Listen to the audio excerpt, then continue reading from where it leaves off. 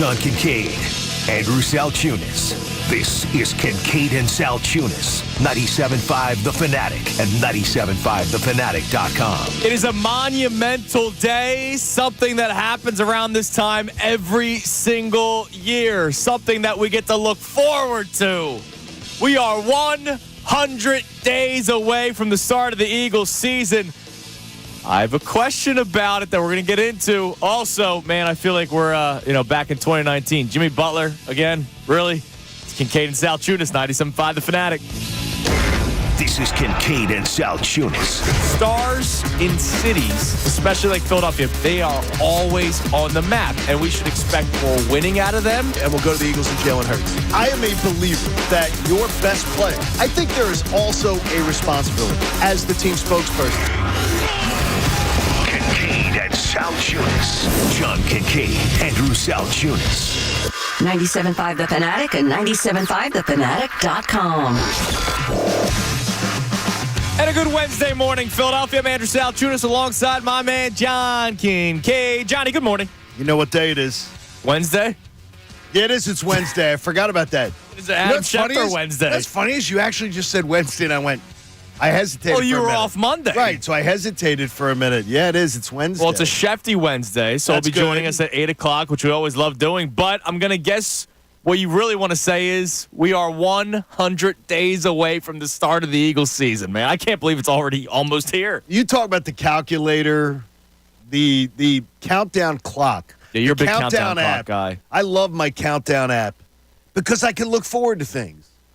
And when I see it was 100 days after, I said to you yesterday, I'm like, we're 100 days away from the Eagles opening up in Brazil.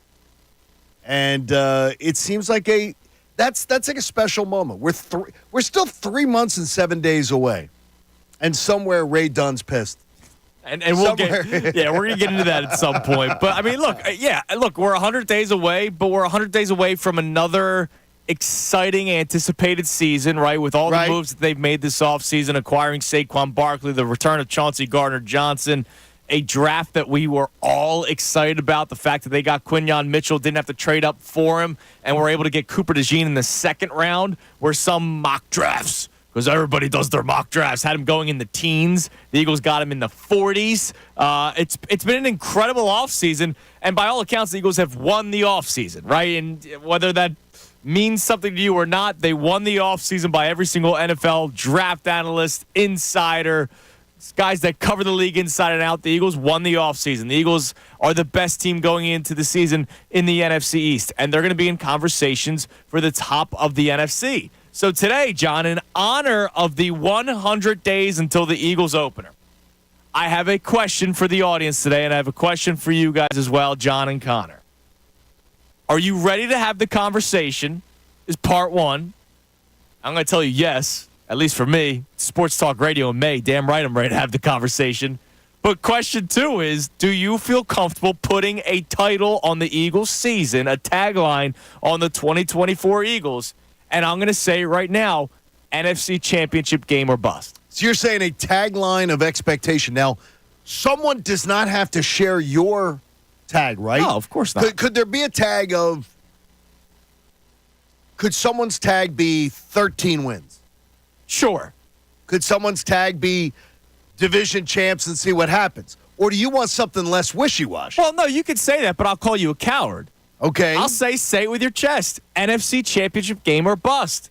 Yesterday, I got crushed for me saying I don't think the Eagles have a certain chip on their shoulder, right? I got crushed for it on social media. That's totally fair. I have no idea why you were getting crushed by it. Well, because people don't like being critical of the Eagles. Oh, it's all right. They'll be fine. Everything's great. Okay, if you believe that everything's fine and you believe that there is a chip on their shoulder and you believe that they're going to come in here playing with hair like their hair's on fire, then you should expect them to do better than what they did last year. Now, what they did last year was 11-6 and getting to the first round of the playoffs and losing. All right, better than last year means they probably are higher up in the standings. They're a division winner. There's a chance that they could win the 1 seed. If they win the 1 seed, that means they get the first round bye. If they have a first round bye and you expect them to win at least one playoff game, sure. Well, that one playoff game gets you to the NFC Championship game. I hear all about how the Lions and the Packers are on their way up. The Eagles, I still believe, are a better team and a better franchise than both of those teams. And, oh, by the way, for all of you who had the built-in excuse for the Eagles last year, or maybe do the revisionist history and say, yeah, you know what, we probably shouldn't have had high expectations because you know the history of the NFL. The team that loses in the Super Bowl. Stop. Well, if you say that, then you should say that about the San Francisco 49ers, right? Yes. They're the team that lost in the Super Bowl. So if that's the case, then that means they should have a bit of a drop-off this year. The Packers and Lions, yeah, they're still climbing, but the Eagles, we all believe, are a better franchise. Then say it with your chest. Say that it's NFC Championship game or bust. And I'm saying appearance. I'm not even saying victory. I'm saying appearance. We went back and forth, Bill Colarulo and I, a little bit, about I think it was absolutely absurd for anyone to bring up the Super Bowl hangover when a team starts out 10-1. A hangover. What is a hangover by definition? I can tell you. Yeah. Well, I know. Good morning, Connor. How are you feeling today? I feel great. But what did you just say? You said something. Good morning. Good morning. Yes. The definition of a hangover is you wake up with it. It's not 2 o'clock in the afternoon. You don't go, oh, you had the wild night of partying, the wild weekend where you killed yourself. Oh, you come out and for 3 months you perform, and then all of a sudden the hangover hits you. Right. Bull pucky to that. That's absolutely ridiculous. There was no Super Bowl hangover. No, there wasn't. That's stupid. But if what you it believe was that, bad coaches. But if you believe that, then you should expect that for the San Francisco 49ers. But again, you can't have a hangover. A hangover happens when you wake up. A hangover doesn't happen delayed. It doesn't. Well, I wake up fresh as a daisy. I'm great. Right. And then around 2 in the afternoon, man, that hangover hit me. No, it doesn't. The idea of a Super Bowl hangover, I thought it was false when it applied to the Eagles, and I think it's absolutely false. I think it is false for the 49ers. Okay, and that's fair. Now, I want to get your tagline for this season, both of you. But the reason why part one is Are You Ready to Have the Conversation is I know how a lot of people will be handling this season. How's that? I got to wait and see how they start. I'm sure there will be a lot of people that make that statement. I got to wait and see how this season starts because of the way it ended last year. People are going to want to see if this team is a cohesive unit. That's step number one. Step number two, the Jalen Hurts questions, which are legitimate questions, maybe not by a lot of people in the fan base because people don't want to hold him to a certain standard. But remember, we had Adam Schefter on a few weeks ago that straight up said, yeah, that's the biggest question mark going into this season for the Eagles. And he made it sound like that's being questioned across the NFL. And so there might be a lot of people here locally that want to see how Jalen Hurts starts. How does he look with the new offense and Kellen Moore? How does he look with the new weapons with Saquon Barkley? And then the flip side is the defense. Is this defense the same as last year where we're ripping them every single week despite their winning? Or are they much better? I'll call those fans cowards. Okay. You can't like say, okay, I'll make my prediction on the Phillies after I see them play 40 games. No. You got to look at it, and you got to take, at some point, you have to take a stand. You have to trust what your eyes have shown you and trust what your history and your brain tells you. Every single one of those indicators tells me we have every reason to be pumped, excited, and more importantly, slightly chesty. Yes. Can I say it? Slightly chesty. Yeah, I can't go all in with the chest because you can't. No, you can't yet. That's bit me in the rear end the last couple of years. You can't. Well, the thing is though, but if you're gonna be, you can't be cautious when you've got a team this good. Right. You can't be. You have to take some sort of a definitive stance. And John, you can't be cautious on May 29th. Like have some fun on freaking May 29th. Correct. Okay. Loosen up. Have something. I would say your initial statement, NFC title game or bust, is a reasonable, rational, easy to explain thing for somebody to be able to say. And I would say this, if you don't believe that should be the standard, why is that? What is keeping you from doing that? And if it's last year, I would say I'm thinking that's probably something you're going to have to get past. Well, and the Eagles themselves are making it out to be like it was no big deal last year. Yeah, they are. They're not. Howie Roseman keeps on quoting the record. Nick Sirianni keeps on quoting tackle rate. It's important that we don't. It's important we don't forget that we were 10-1. Yeah, exactly. I've heard that statement in some iteration from the Eagles brass, players, front office, whatever. I have heard, well, we can't forget that we were 10-1. Well, we can't forget we played in the Super Bowl the year before. Well, I'm not forgetting it. And that's why the expectation of a Super Bowl, of being on the knocking on the door in the NFC title game, there should be no less expectation from anyone in this family. Would love to hear from you. 610-632-0975. What is the tagline that you will put on the Eagles? I'm saying NFC Championship game appearance or bust. That's my tagline. But then I'll ask, are you even ready to have that conversation? Because I know a lot of you are going to want to wait and see how the season starts. Let me see what the vibe is come training camp. No! Wait a minute. Come on, have fun, damn it. Did you have fun at the shore last weekend? I did. Okay. Imagine the person sitting in their home in King of Prussia. Well, we're going to wait and see. We'll check in with Andrew on Saturday and see if there's any fun going on down the shore. Right. You go get in your damn car. Go do it yourself. Drive down, find out, put your feet in the water, and enjoy what it is. Take a shot. And you're right. On May 29th, if you're being cautious and everything like that, my gosh. Yeah. Like you're scared of the. You must be scared of the dark. You're scared of your own shadow. There's nothing to worry about. Nothing's going to happen. You're not going to jinx anything. That's right. what I always love that one. Don't jinx it. You're going to jinx it. No, you're not going to jinx it. All right, so I'll ask you guys, John, what tagline do you feel comfortable? I feel comfortable saying this. NFC Championship game appearance or bust. Anything below the NFC Championship game is a failure and a colossal disappointment. Second time I used the term colossal disappointment this week, and I feel comfortable saying that. What about you?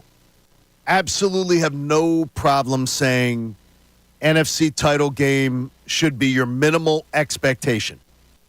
Failure, that's a tough one. That's a tough one. I know it's a hard sport. That's a tough one to me. Anything can happen in the NFL. Absolutely it can. But that's a tough one to say. You could lose 35-34 in a divisional playoff game that is a classic. Knock down, drag them out. You should allow them to score 34 points. And I would have a hard time saying it's a failure. I would have a hard time saying it's a failure. I'd be freaking out about the Vic Fangio scheme, the defense. How could Howie Roseman ignore the defense again? Is this guy cooked? Should this guy be traded? 6-1-0, right? You know what I mean? Absolutely. Like I would be freaking out if they lost in a game where they allowed 35 points to a lesser team. Because it could be if the Eagles win 13 games, odds are they're probably the home team in that divisional round. I will tell you this. I will already bet over, I guess the number's 10.5. I'll bet over 10.5. I'll up it in my Bet Parks app to 11.5. Okay. I'll bet that one. And I am wavering on whether I will place the over 12.5. Then the odds are I'm wavering that they're in the mix for the top seed. I think 13 in this year's NFC gets you home field. So then you're at home in the divisional round. And if you lose 35-34? You better win that one. You better win that one. Connor, absolutely. What is the tagline for the 2024 Eagles that you feel comfortable putting on them on May the 29th? Yeah, so I've been kind of workshopping this, and I think I'm going to call it NFC Championship game appearance or bust. Oh, wow. Okay. That's good wording on your part. You thought of that one by yourself. I'm going to copyright that real quick before you do. No, you set the perfect expectation for it. Like anything short of that with this roster is going to be a disappointment. Anything more than that feels slightly unfair to ask because we know San Fran's still a good team. We know there are some good teams in the NFC. We know the issues from last year, but this roster is undeniable. This coaching staff, at least the coordinators, is undeniable based on resume.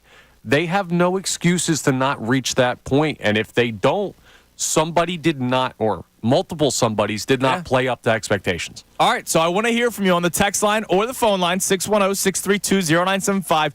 What is the tagline that you feel comfortable putting on the Eagles on May the 29th? And I know there's probably somebody out there on our YouTube chat going, a forced Eagles topic today. No, we are 100 days away from the start of the NFL season, and I don't necessarily want to start the show talking about a 1-0 extra innings loss to the San Francisco Giants. I sent you all.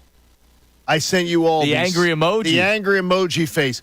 When I'm drifting in and out last night. Right. And then you're doing everything you can to try to see what happens at the end. And then it just drives you nuts. you've lost 25 of 30 in that stadium.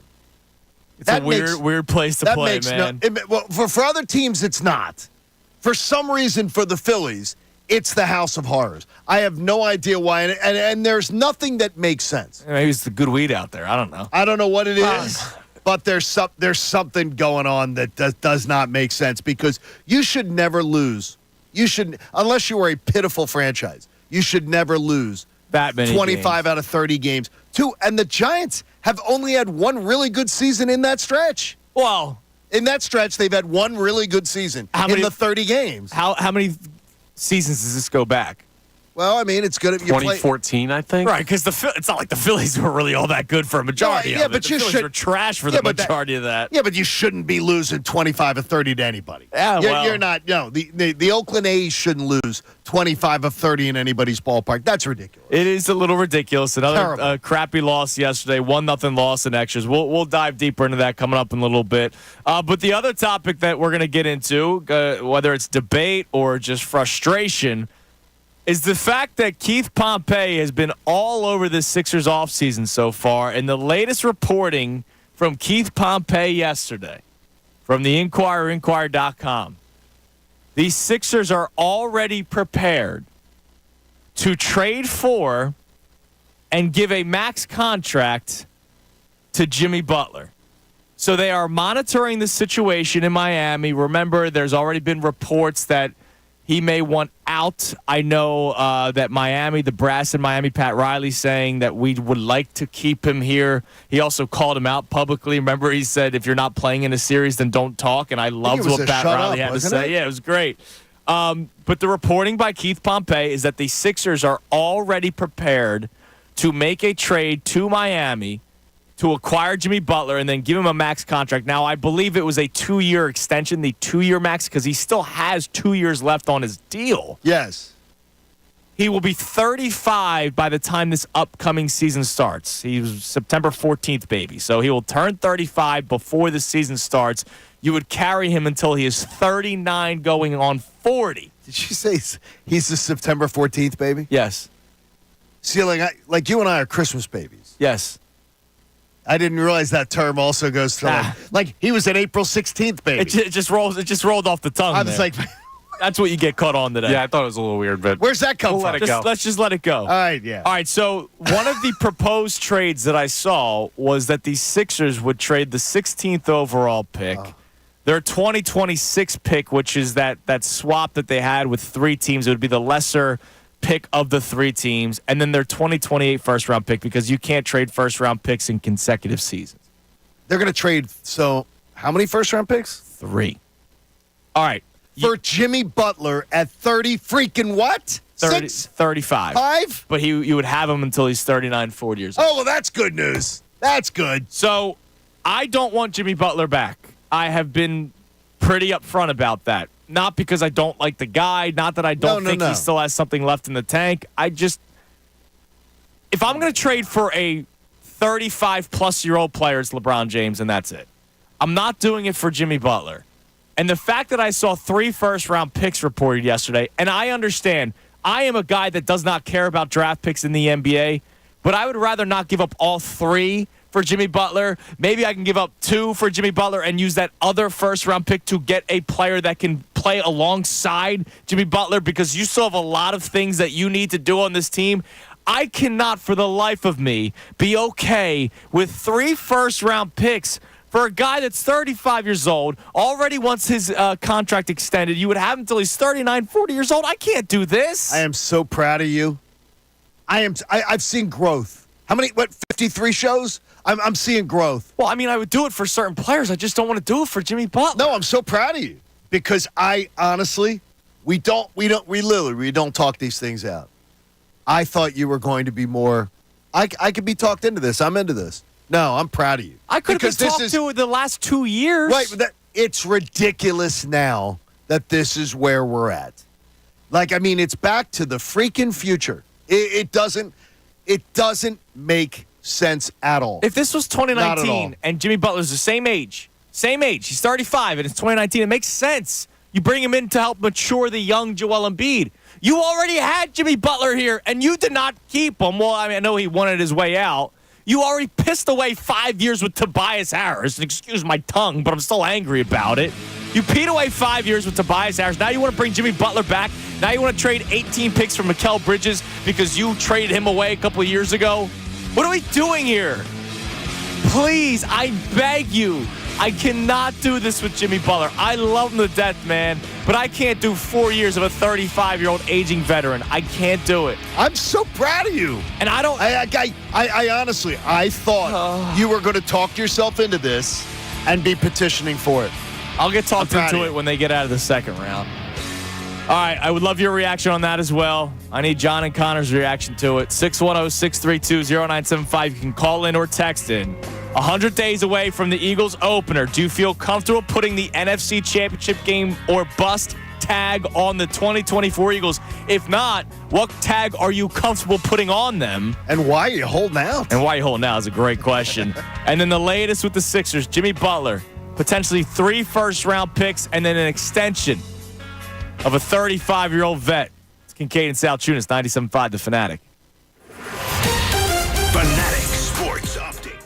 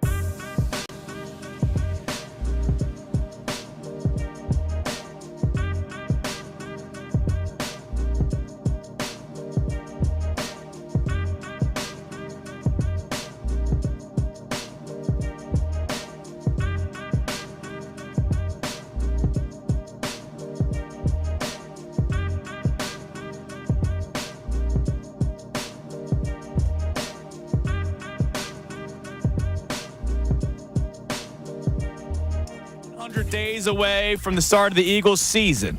So 99 days until the start of the NFL. Because we have the Thursday night, Chiefs-Ravens game, right? That's the that'll Thursday be 99 night game. days. So, but 100 days until the Eagles take on the Packers in Sao Paulo. And my question today is whether or not you feel comfortable putting on the NFC Championship game or bust tag, because that's the tag I'm going with. You can have your own. What tag are you putting on the Eagles, the 2024 Eagles, and are you even ready to have the conversation yet? Because I know a lot of you are probably sitting there scared saying, oh, well, I got to see how the season starts off first. No, have a take before the season starts, damn it. How about this? We will allow you to amend.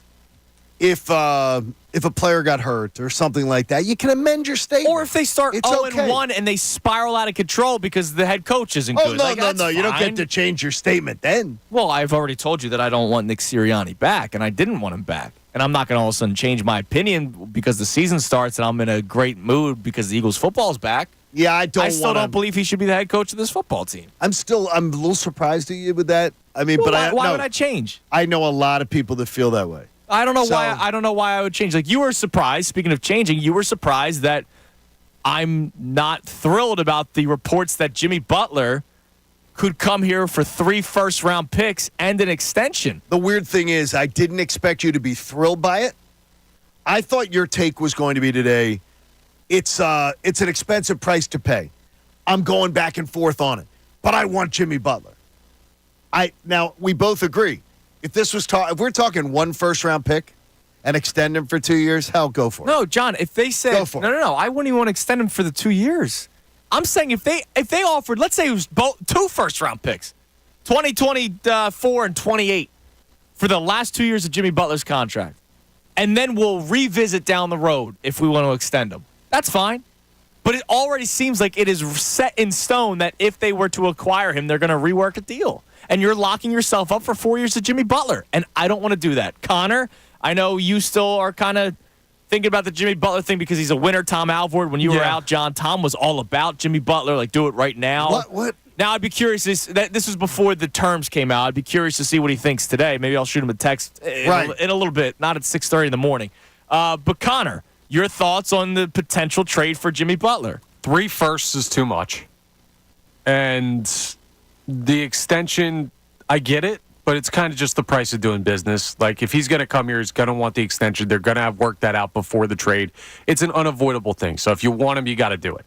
I do think they could get that price down a little bit because I haven't really heard anybody else in the mix for acquiring Jimmy Butler. Here's my question to you guys, right? If you're bringing in Paul George and you're giving him the max, what's different?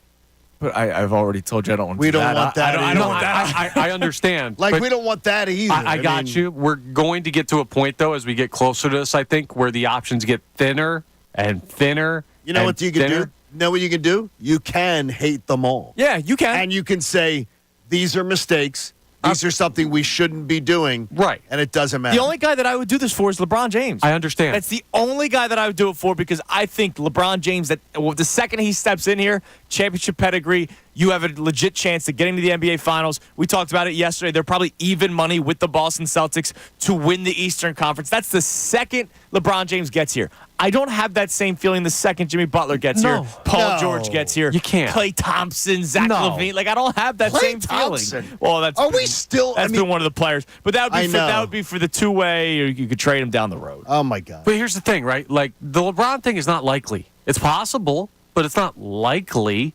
So when we get to the point that LeBron says, I'm staying in L.A., and we get to the point where we're like, well, we don't want Paul George because he's hurt and he hasn't won anything, and you look at your options, you have to do something.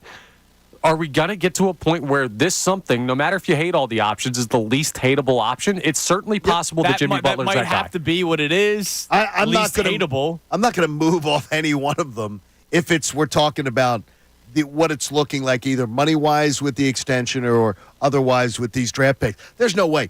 The only thing that would be slightly more palatable with Paul George is the free agency of it.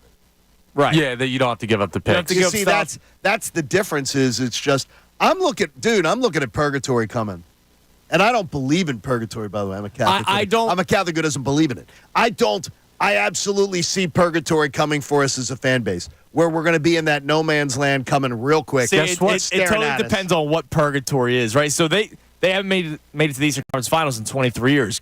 That could be considered purgatory. They've been in it. but pre-process is what I considered purgatory. Seven seed, 8 seed. No, that's exactly what I think we're heading towards. I don't think so. Which won't be I do. healthy. You're still a top 4 seed every single year. You've pointed out you win 2 or 3 more games this year. You are the 2 seed going up against the New York Knicks. No, you know I'm just saying is if you don't, what if they don't, with one of these moves, I don't see these moves being what goes. If the Sixers sign Paul George, is anyone telling me they think that, well, yeah, it'll be Sixers Celtics, like razor-thin margin? From a basketball standpoint, I say that they are a quality basketball team. I'm not going to go Sixers Celtics. Like, I say even money with LeBron James. I don't even say Sixers heavy favorite. I say even money with LeBron James. I still with think Paul they'd George, be behind. I'm not going even money with Paul George.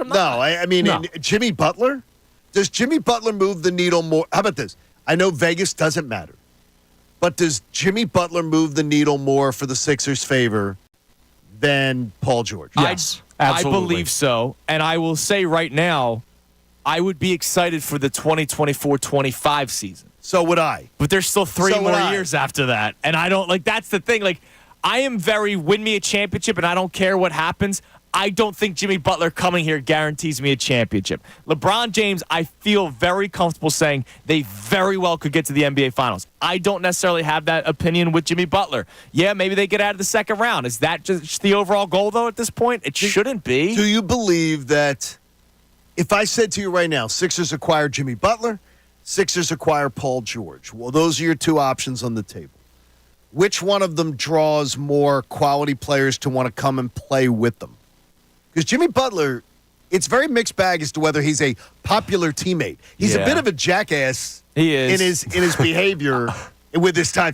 Him and Spoelstra, Eric Spoelstra doesn't butt heads with players. I would say maybe Butler just because there's a winning pedigree. More of a winning pedigree than what Paul George has. But I don't know. I don't know what the mindset is there. Dude, I don't think you could pick 2 players of that caliber that are more like, for people wanting to go play with them than Paul George and Jimmy Butler. That's what I'm saying. But that's where we're at, guys. I read a piece yesterday. It's from like last week out of Miami, just about whether he goes or whether he comes. And one of the things that they're debating is wanting him to go is that it said, Pat Riley sort of laid down the gauntlet.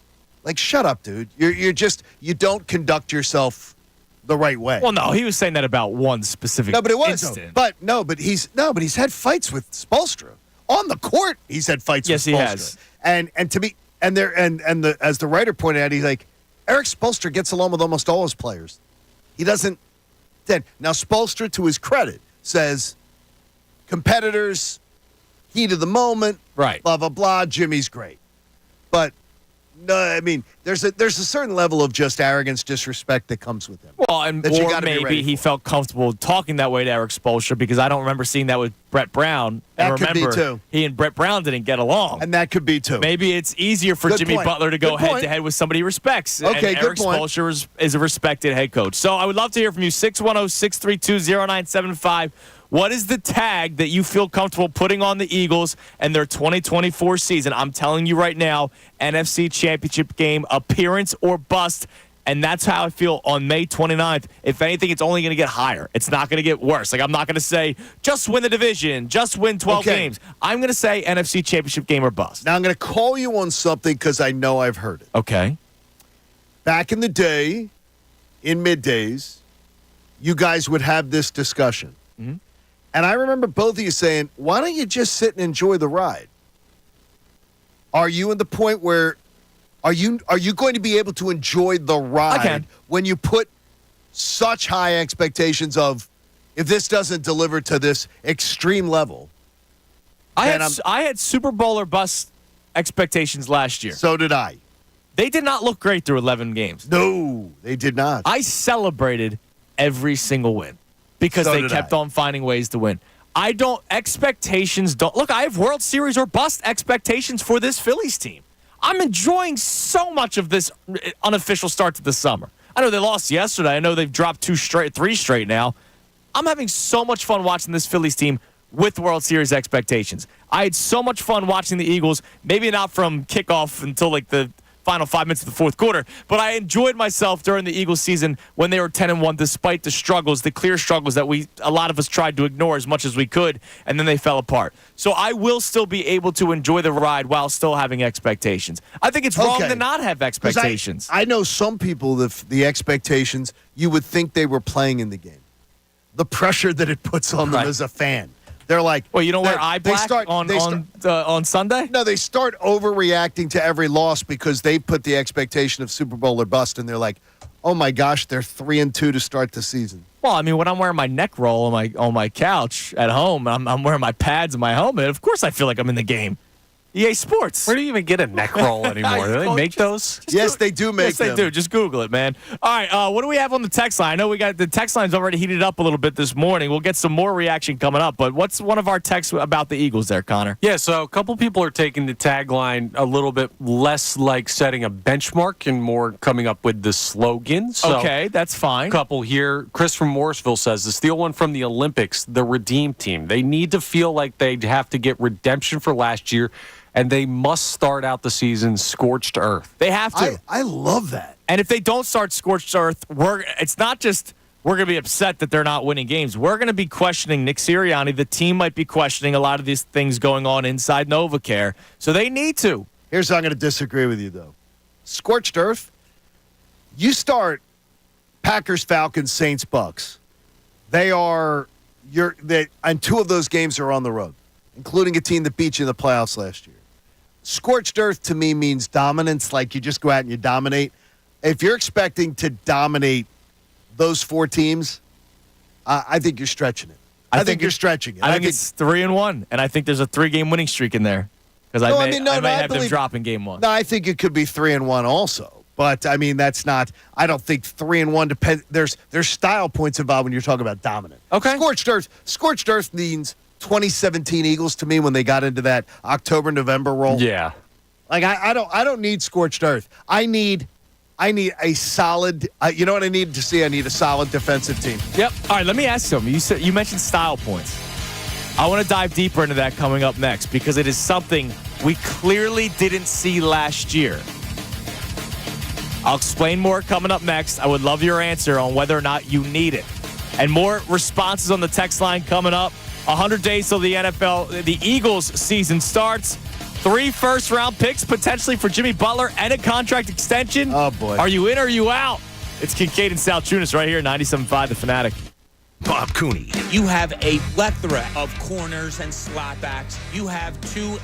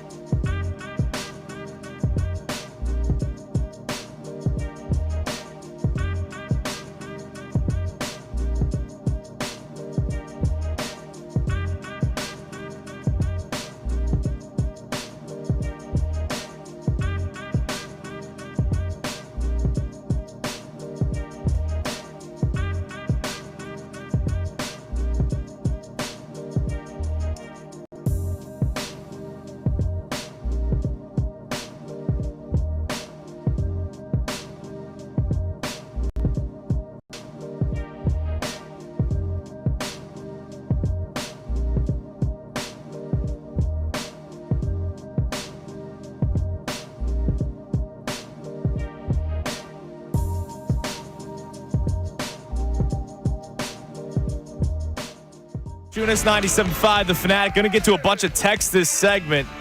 People are responding hot and heavy, Johnny, about today's topics. I mean, look, there's never a dull moment in Philadelphia. That's the thing. Philadelphia sports, I've said this to you a million times. Before our show started, I knew that 2024 would be an incredible year of content. So we started in March. It is really. We started in March, which was the end of the football season. We knew that the Eagles' collapse would lead to a lot of talking points. We knew that Howie Roseman would be aggressive in this offseason. That has absolutely played out. We are now all of a sudden 100 days away from the start of the Eagles season, so it's easy to talk Eagles today. Oh, by the way, the Sixers are linked to every single player that is available via trade or free agency right now. The Phillies are one of the best teams in baseball. Little did we know they were going to start out like this. Yep, but we expected, and look, even if they didn't start off this hot, we would have had content. It would have been, oh, here we go again. Third year, high expectations, slow start to the season. In a different universe, we're having that conversation right now. With the Flyers, there's excitement with Michkov and what could end up happening. Is it actually true? Is it just rumors? Blah, blah, blah. 2 first-round picks coming up next month. Absolutely. So the year of 2024, and this is just off-season stuff. The only team I talked about in play is the Phillies, and then before you know it, the Eagles will be playing, the Sixers will be playing, and the Flyers will be playing. And we have high expectations for 3 of the 4 teams. So the year of 2024 is going to be an incredible year of content. So even though it's May 29th, man, you've done sports talk radio in the summer. It can be hard. I don't think it really will be this year. No. When you've got a baseball team stirring the pot like they are, and again, no reason to sound the alarms, but a 1-4 stretch sucks, and you're seeing some things that sort of remind you of previous Octobers going on, there's always stuff to talk about, and I think they'll bounce right back from that.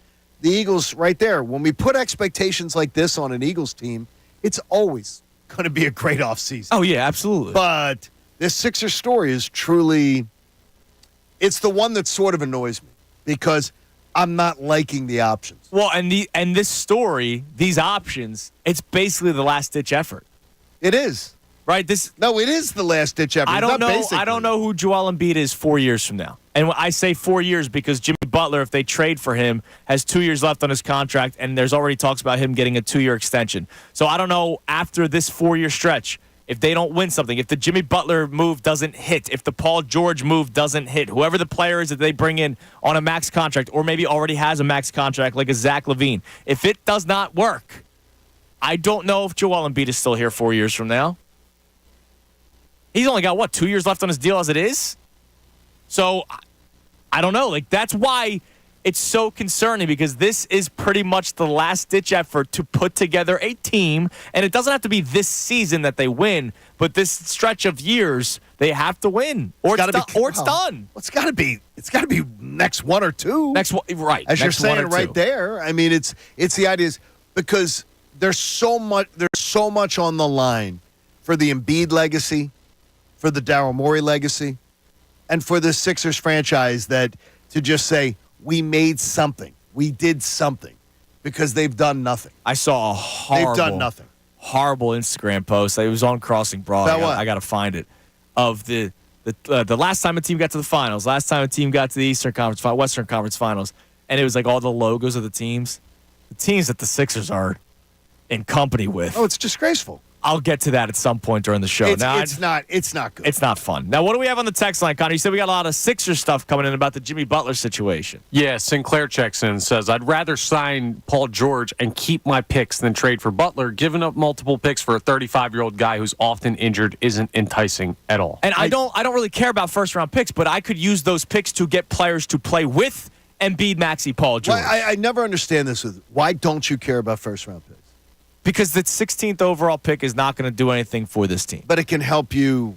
You can't use it in a trade for a veteran player? No, that's what I'm saying. I don't want to burn all 3 for one vet. Okay. If I were to pick right now between if you had Paul George, if you got Paul George. Now I have 3 first-round picks to mess around with. Yeah, then you send a first and a second somewhere. Yeah. Okay. I care about maybe I'll make it more clear. I care about draft picks for moving them and acquiring players. Right. I don't care about actually drafting a rookie when my team is supposed to be in contention to win. The first-round draft pick for the Boston Celtics, if the Celtics win the NBA Finals this year, and let's say they go back next year, it has nothing to do with who they draft with the 30th overall pick, right? The Sixers getting to the NBA Finals this year would have nothing to do with the player they select 16th overall. It would be the player they get via the trade. Okay.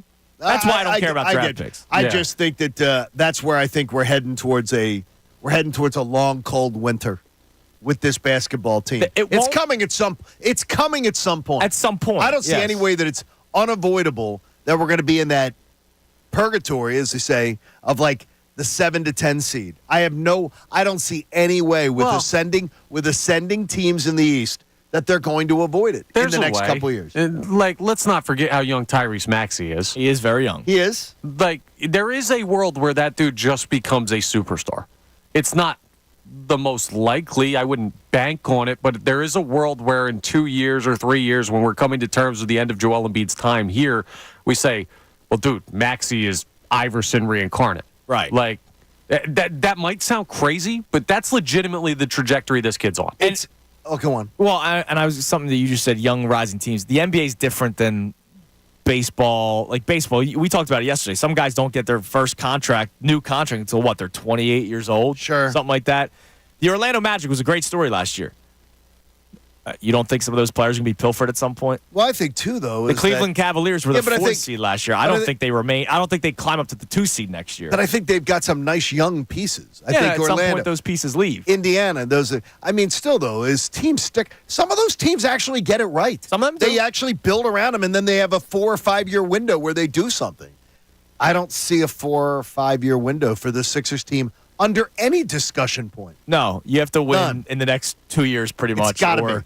Or we're doing this all over again. Or in 2 years from now, we're having the exact same conversation, but Embiid is now playing this Shaq role, as I keep on saying, from Miami. Tyrese Maxey's become Dwayne Wade, and now we have to find out who can you acquire 2 years from now. And we're doing the same song and dance every single season.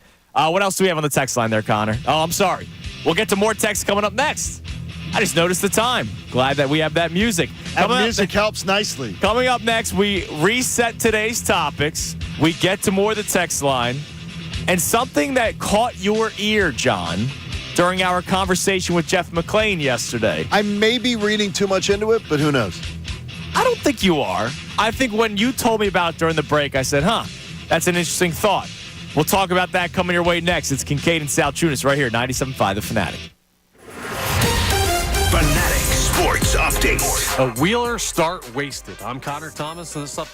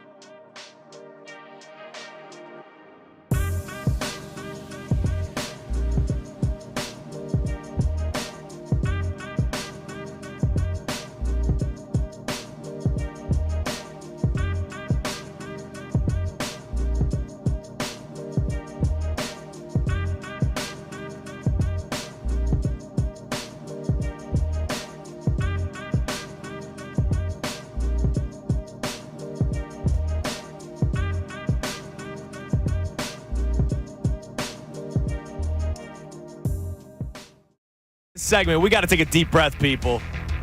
Deep breath. Deep breath. If we're really what? concerned about the Phillies, we got to take a deep breath.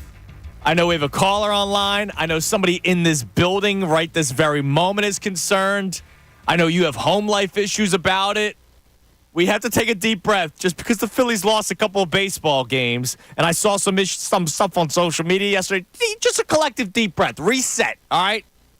Are we going to just ignore? Let's get into that discussion. All right, we'll talk. You just ignore. We'll talk about it. But I want to reset the show real quick. The Eagles, 100 days away from the start of the Eagles season. 100 days from now, they will be taking on the Packers in Sao Paulo, Brazil. Mr. Kincade calendar over here with his countdown clock. My countdown, by the way, it's the Countdown app. If anyone just wants to. You have to pay that? It's a fun thing. No, you pay it's for free. that one? Oh, that it's one's a free for free? app. Okay. But you can look, you can put your vacations in it.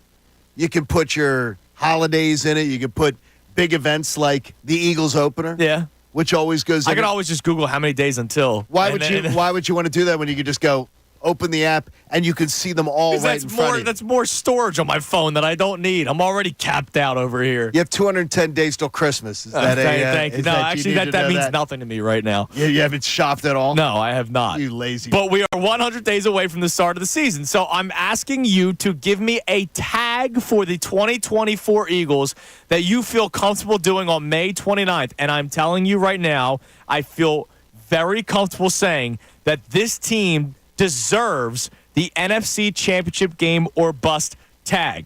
They are too good for me to think any less of it. I understand that the NFL, it's a season to season, week to week league. I get it. Anything can happen. Injuries can happen. I'm not talking about injuries right now. All right, I'm talking about this team right now. The talent that is on the offense. The fact that they brought Kellen Moore in to fix this offense. Yeah, the talent on defense isn't great. It is better than it was last year already with some of the additions like Chauncey Gardner-Johnson. The big concern for me still is the pass rush. But, hey, Vic Fangio, Mr. Incredible Defensive Coordinator, get it to work. I mean, that's what he's brought in for. That sounds mocking on your part. No, but he is supposed to be the tree. It's his trunk. It's the Vic Fangio scheme. It's his trunk. All right? How about this? What you know is the guy's going to give you a top 12 defense. And that's all I really need. I don't need number one. I mean, if you look at his track record, he is going to give you a defense that is going to give you more, and especially if healthy, he's going to give you more than that. And if you give me top 12 with an offense that should be top 3, you're top 3. I mean, I don't think that's going out too far either. If you say top 3 and top 12, a top 12 defense and a top 3 offense, this team is playing in the NFC title game. Yes. And if they're not, anything short of that is a disappointment for me. And we should be able to have expectations. I told you I'm holding Jalen Hurts to a higher standard this year. That is true. And that goes along with the team. The Eagles should be held to a different standard this season. It's NFC Championship game or bust. And I'm comfortable saying that 100 days away from the start of the NFL season. Now, I'm trying to think exactly where you're at because you are more logical. You are logical, John. Okay. You don't think I'm wrong in thinking that, but I can sense that you're probably still a little uncomfortable to go that far. No, I just look at it as I think it's when you use the word failure. Okay. That there are a lot of things that I can look at a season and say it's like the Phillies season last year. They played in the World Series the year before. They get to the NFC Championship and NLCS, and they lose games 6 and 7 at home. I look at the NLCS as a failure. I do not look at the season as a failure. I got you. So that's what I'm sort of looking at is that, and in football, on a given day, it's not a series.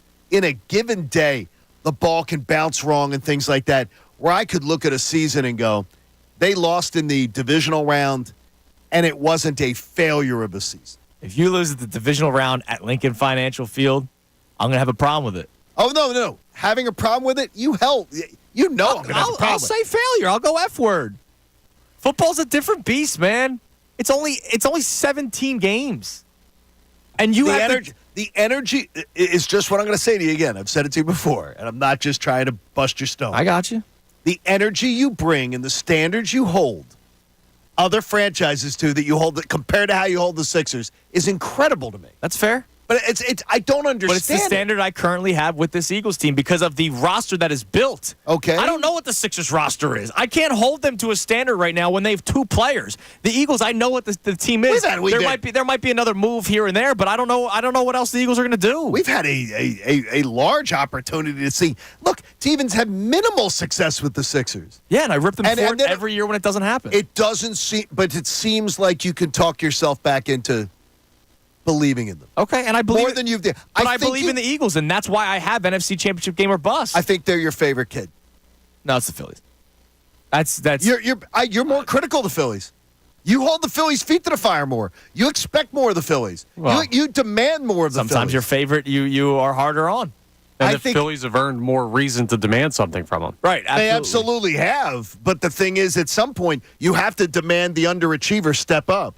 Every year I demand the Sixers to step up. No, because you just keep moving. We keep going. Well, they got because 2 more years. Because it's a new team. Every year I have to see a new team. Every year I have to see a new max contract player. I won't go as far as your failure.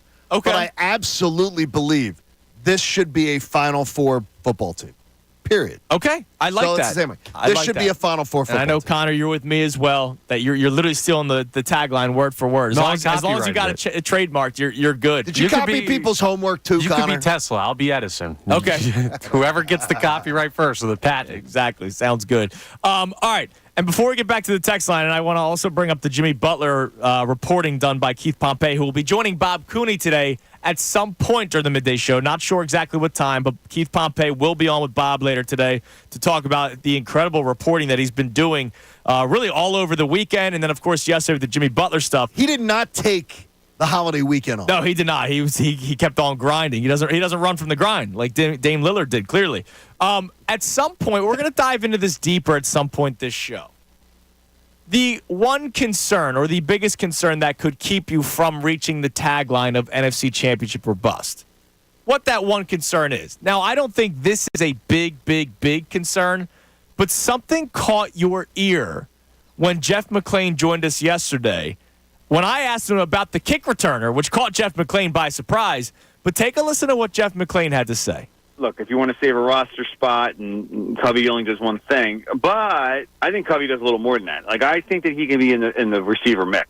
If he's in the receiver mix and he's playing some of those slot snaps, then that gives him additional reason to stay. And look, he was really damn good at what he did. He was. There's arguably the best in the league at what he did. I don't think you can automatically assume that, like, the rookies that did do it in the college game, that they're going to come in here and do it as pros. So I would think I still think it's unlikely. So, what caught your ear when you heard that, John? It made me take pause. Because if Britton Covey is truly in the mix in that receiver room, to me, being in the mix in the receiver room means either you're 3 or you're 4. That's a huge problem. It's a great opportunity for Britton Covey. Yes, absolutely. It's a huge problem. You are not, if Britton Covey is considered one of your 3rd or even your 4th, not just an emergency receiver, you got a huge problem in your receiver room. I don't totally disagree with you. We haven't seen it though. Like, that's the only thing. Like, we didn't see it last year, but now there's probably a reason. I got you. But there's probably a reason why we didn't see it last year. And they could have used him. Maybe. At times, yeah. absolutely. They could have used him at times. Maybe they trusted Britton Covey more than Quez Watkins. That would have been good, but they didn't. Look, I didn't think Devontae Parker was going to be this incredible weapon for them. I know they drafted a couple of young kids, but I get what you're saying. It's very top heavy with A.J. Brown, Devontae Smith. When I heard that gave me great reason for concern. It really did. It was like, wow. The only thing is, Britton like, Covey? I heard all about how he's such a great playmaker in college. Really? That's what they always say. I don't want to waste a roster spot for just a kick returner. That's kind of how I truly feel. Unless they are dynamic like Devin Hester. Britton Covey was very good last year. It's not like he was scoring touchdowns. He was just very consistent. Do you have that same kind of concern when you hear that from Jeff McClain, Connor? Nah, I know what John's saying, and you're not wrong. But I don't like, this is the same kind of conversation about Garrett Stubbs as the Phillies' backup catcher. Okay. You're absolutely right about the player. But until the situation exists, I find it to Well, be. you need a slot receiver. You do. That's like you need one. Right. So what are you saying? Until Devontae Smith's out 4 weeks with a twisted ankle. Yeah, but I'll say this, John. Yeah. If any team loses their Top one or two wide guys, receiver, it's they're gonna in be trouble. hard. I think a lot of teams have a more adequate third receiver. Well, Who's the third third receiver's receiver? Who's the normally- third receiver right now? Well, that's the question. That's He's what in the.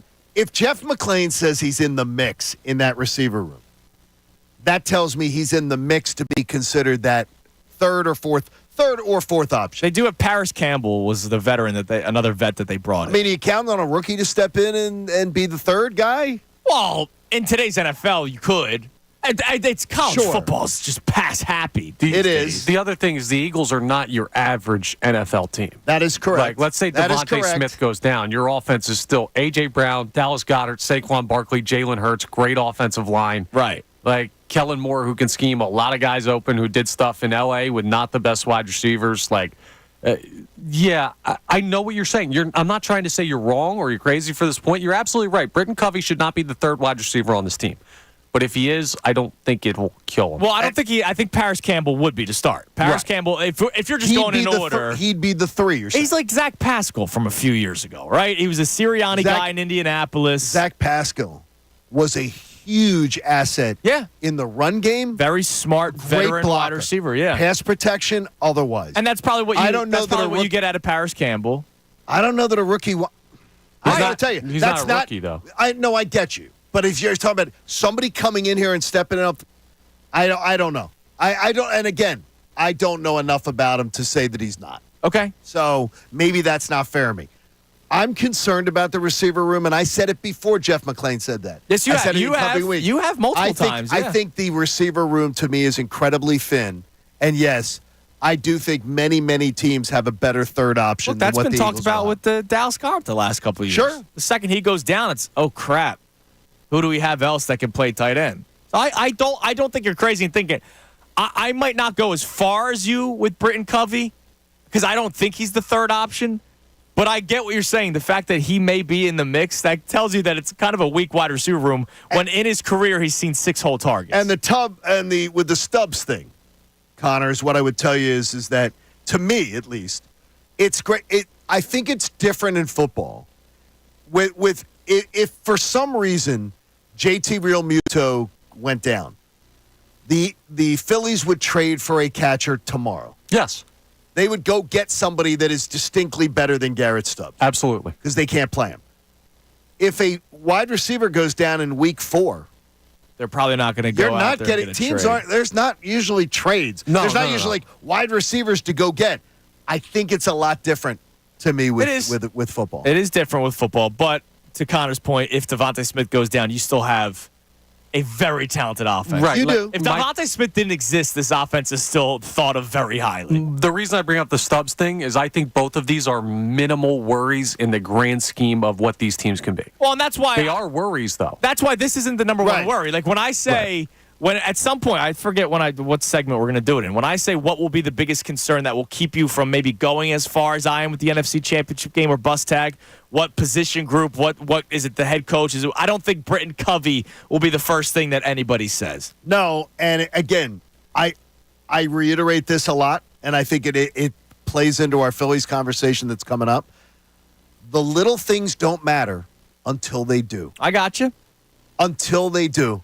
And the last 2 years, the little things that we all shrugged off about the Phillies ended up being what kept them from winning. Well, at least it was in the World Series in the NLCS. No, I got you. And not a 10-1. Well, with you, it's a not World 10-1 to 11-6. Yeah, but with you, collapse. it's World Series or bust. This year it is. I mean, so with you, it's Super Bowl, NFC Championship game title game or appearance. bust. Yep. So, I mean, these kind of things, these little things, They matter. can be what keeps you. Lose one game more, don't play an NFC title game at home. Lose one game more, maybe play a divisional round game. Maybe you're the 3 seed to the 2. Yep. Football is just razor thin. It really is, and that's a fair point. Now, what do we have on the text line about the Eagles, Connor? And then we're going to also bring back up the Jimmy Butler discussion. Yeah, we have a couple of taglines for the Eagles season dealing with the head coach. Jesse from Allentown checks in and says the Eagles 2024 tagline is "See ya, Sirianni." And Wow. Well, then that means Jesse thinks the Eagles start off slow or fall very short of expectation. Yeah, and then Dr. K checks in. Okay. It could be my brother. Tagline for the 2024-2025 season, Sirianni shows up or not. So a couple people are still looking at the head coach as a huge I will once determination. again So are those people telling us if that's their tagline, they're negative on their chances? Well, Well, Dr. K is show up or not. K. Dr. K is, look, it could go one way or could go the other way. Well, in other words, he's saying nothing. But the fact that he's leading with the head coach tells you still believe Sirianni has an impact on this team. Right.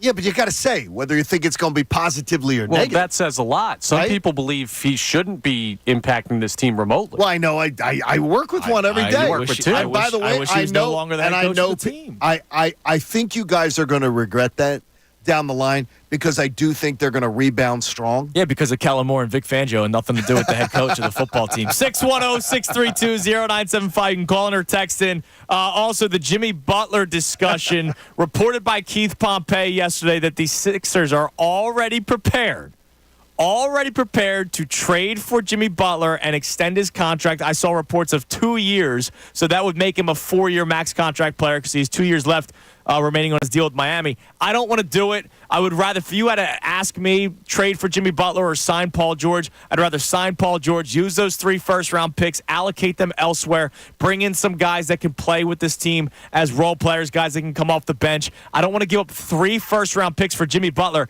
and now my closet is totally bare. Now it's Jimmy Butler, Joel Embiid, Tyrese Maxey, and only the vets that want to come here and sign contract extensions with the Sixers, because here's the deal. I don't know how many more one-year deals you're going to be able to get. At some point, guys are going to go, I would rather try to win somewhere, and I don't know if this is a winning situation.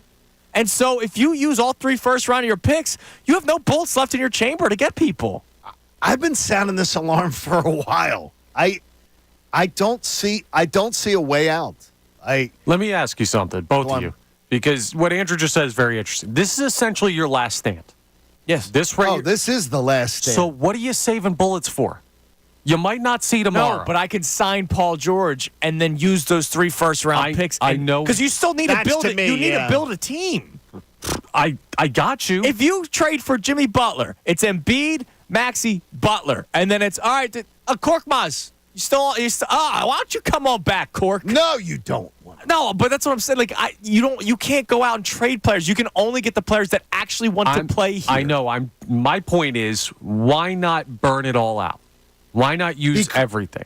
Do you think Jimmy Butler's the best answer? If you think that's the best answer, then go for it. Buddy, do you think he's the best? I think we will get to a point this offseason where he's the best answer, and I think we will get there within the next 2 weeks. Something that bothers me about it all, too, is like when we had the LeBron conversation. Mm-hmm. LeBron prefers to – everything's prefaces. LeBron prefers to stay with the Lakers.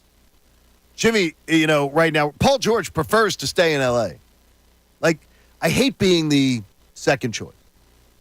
I just don't like that. I don't like that energy and that juju. Why do you deserve to be the first choice? I want somebody who wants to come here. Why would they want to? Because of Joel Embiid and Tyrese Maxey. I'm always told that should be such a draw for people. But what do you tell us? That Joel Embiid isn't going to be healthy, and we know this? No, I think that's what the NBA is telling you. So they're right. That's the thing. That's what you're dealing with. You're the second dog at the bowl to steal half of a line for Moneyball. You don't get prime rib. No. That sucks. All right. Coming up next. I mentioned the biggest Eagles concern that could keep you back. I would love to get your answer on that coming up next. Also, a collective deep breath. I don't think we need to take the deep breath. I don't think the 3 of us do. But there are a lot of people that do. The Phillies, their 3-game losing streak, it's okay. Everybody. Yes. Okay. It's all good. Just collective deep breath. We will do it together. We'll talk it out because I know there are people concerned. We will talk it out. I think you're all lunatics. It's Kincade and Salciunas, and I say that with love. 97.5, The Fanatic. Fanatic Sports Update.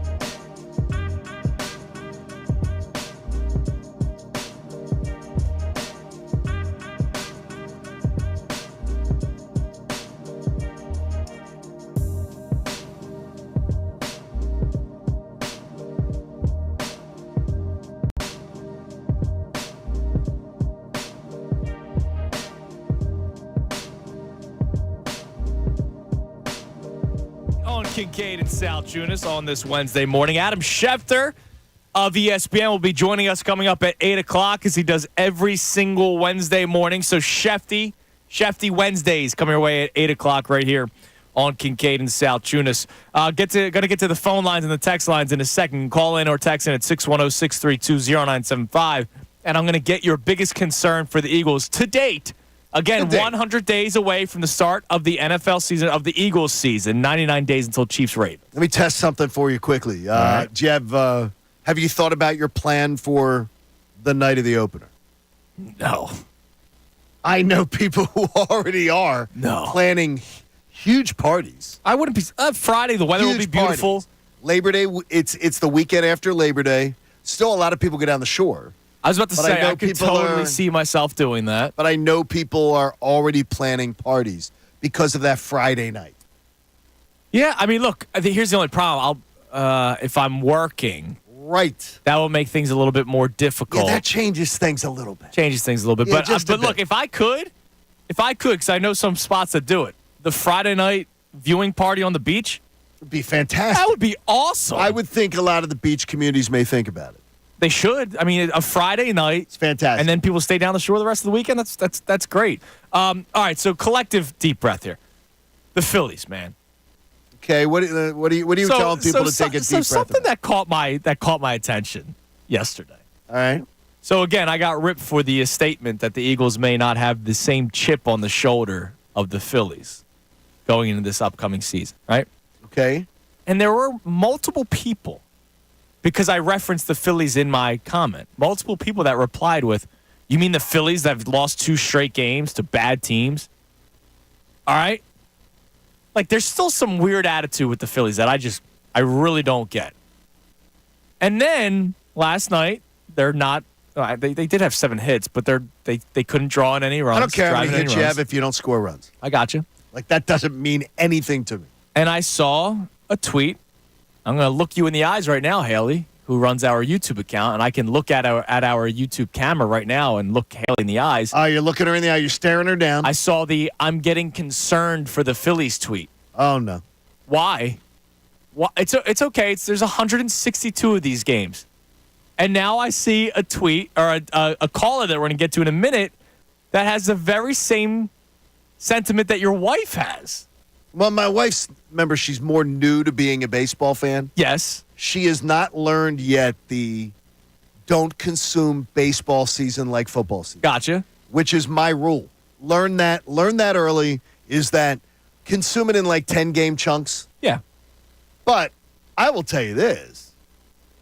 These 5 games, you're talking about one game, not 1 ninth inning, that saved this from being a 5-game losing streak. And they are some of the same old habits and same old issues are rearing their ugly head. Didn't we say this was going to happen? Oh, I know it'll happen every about once, but I would hope that some of these things would have been fixed. Yeah, well, they were for 50 games. Right. A historic 50-game stretch. Okay. If you, again, I'm not concerned. They're going to be, I thought they'd win the division before the season. I think they're going to win the division going forward. I would say, though, the little things don't matter until they matter. Defense matters. Bad base running matters. Swinging at pitches that are in the freaking dirt or bouncing before home plate matters. A lot of the same things are showing themselves during this small sample size. So every once in a while, you need a reset, right? Bohm was not in the lineup yesterday, ended up pinch hitting. You need a reset every once in a while. Sure, and I think that's a great mental reset for him. He has been the best clutch hitter, arguably, in baseball. Yeah. I'm going to do something now that I'm going to dive deeper into at 9:30. I'm guaranteeing a win today. You're guaranteeing a win right. today? They're not getting swept. Okay, that's bold. Be careful. Man. That is bold. We'll talk about it later on in the show. But okay, that's bold. I want to take a deep breath, but I know there are some people with concerns. Sure. Clearly, you're not panicking. No, I'm not. No panic You're at just all. pointing But some things out. But I absolutely believe the things that sunk the Phillies the last 2 years when it mattered the most were things that people told me all along during those seasons, even behind the microphone on this station. Mm-hmm. They don't matter. Oh my God, what are you worried about? They're gonna be in the playoffs. No, until they matter. That's not the thing, right? Like, you're right. But there's nothing you can do about the problems you're worried about. Well, Like, the team isn't improve. changing. They're not. You might add a piece here or there. Maybe one spot will be a starter in center field. And, that changes everything. Well, in an 9-man lineup. In a 9-man lineup, I always think about the pitcher at the end. That, to me, an outfield bat, a competent outfield bat could change everything. It could, but it's not going to, like, that person, whoever you acquire at the trade deadline, is probably going to be the 6th best player on this team. At most. Yeah, probably. Yeah, it could be. Absolutely. That's not going to be the difference. Look, it isn't. These 5 games, 1-4 stretch, all right. And if Harper doesn't get tossed, they have a chance to win that first game. And I would tell you, I reject your premise. Okay. Because I watched teams on every single year in the postseason. Go look at the list of NLCS, NLDS, World Series MVPs. Many, many times, it's the 5th or the 6th best player on a team. That they're the ones that make a difference, that they're the ones that when they need them the most end up making a huge impact. All right, and if Jazz Chisholm ends up being your 6th or 7th best player on the team, and he could be the difference between them winning and losing. But that's also part of the premise. You can't predict any of that. The only thing you can do with baseball is you can put a good enough team out there and hope the postseason goes your way. And that's why these little stuff, I'm not saying you're wrong to worry about it, but at the end of the day, if you go through a 3-game stretch in the postseason where teams don't hit, and great teams have done it, and bad teams have done it, you're just not going to win. I slept soundly last night despite the loss. Slept soundly. No. It's at this point, I'm sleeping soundly because of 38 and 18. Yeah. I mean, because and of what they've already done. And they're 38 and 18 because of how talented they are. So a 5-game stretch where you went 1-4, I look back at, all right, well, this team's very good. That's why they are 38 and 18. Let's go to Mariano in Argentina, who's having PTSD. What's up, Mariano? How are you guys? How are you, buddy? man? Good morning. I partially agree with all of you. I think, Andrew, you're right at the point that we should. I mean, it's nothing. 3-game losing streak is nothing. We should take a deep breath. I get it. You're right about that. But John makes a great point, and I think this team needs to add at least 3 guys, a decent backup catcher, because we know you can't rely on Stubbs producing anything on offense. I think you need another decent starter because Taijuan Walker is so unpredictable. He could be a great pitcher or he could be a bust. Well, you might have one on your roster already, and we'll see how the Spencer Turnbull situation plays out. I'm glad they really fixed that problem that was Spencer Turnbull in the rotation. Oh, wait a minute. It wasn't a problem. Yeah, and I mean, Turnbull hasn't pitched more than 60 innings in like a decade, but I like the guy, and I'd rather rely on him. But my biggest problem is that when you have 2 guys that are batting under 200 on Merrifield and Castellanos, and you have a guy like Cody Clemens, who seems to be, when at the moment he's hitting like the best hitter on baseball, the fact that we're even discussing if he's going to be on the roster, I think that's mental, man. I think that's mental. Yeah, well, then you have to think about where he would play, and we appreciate the call, Mariano. Like, I know the guy that would have to drop would be Christian Pache. He's out of waivers. A team would probably scoop him up at this point. Who do they value more, Christian Pache or Cody Clemens? Cody Clemens can play more positions, but there's always the wonder of what the deal will be with Johan Rojas. They're not going to drop Whit Merrifield.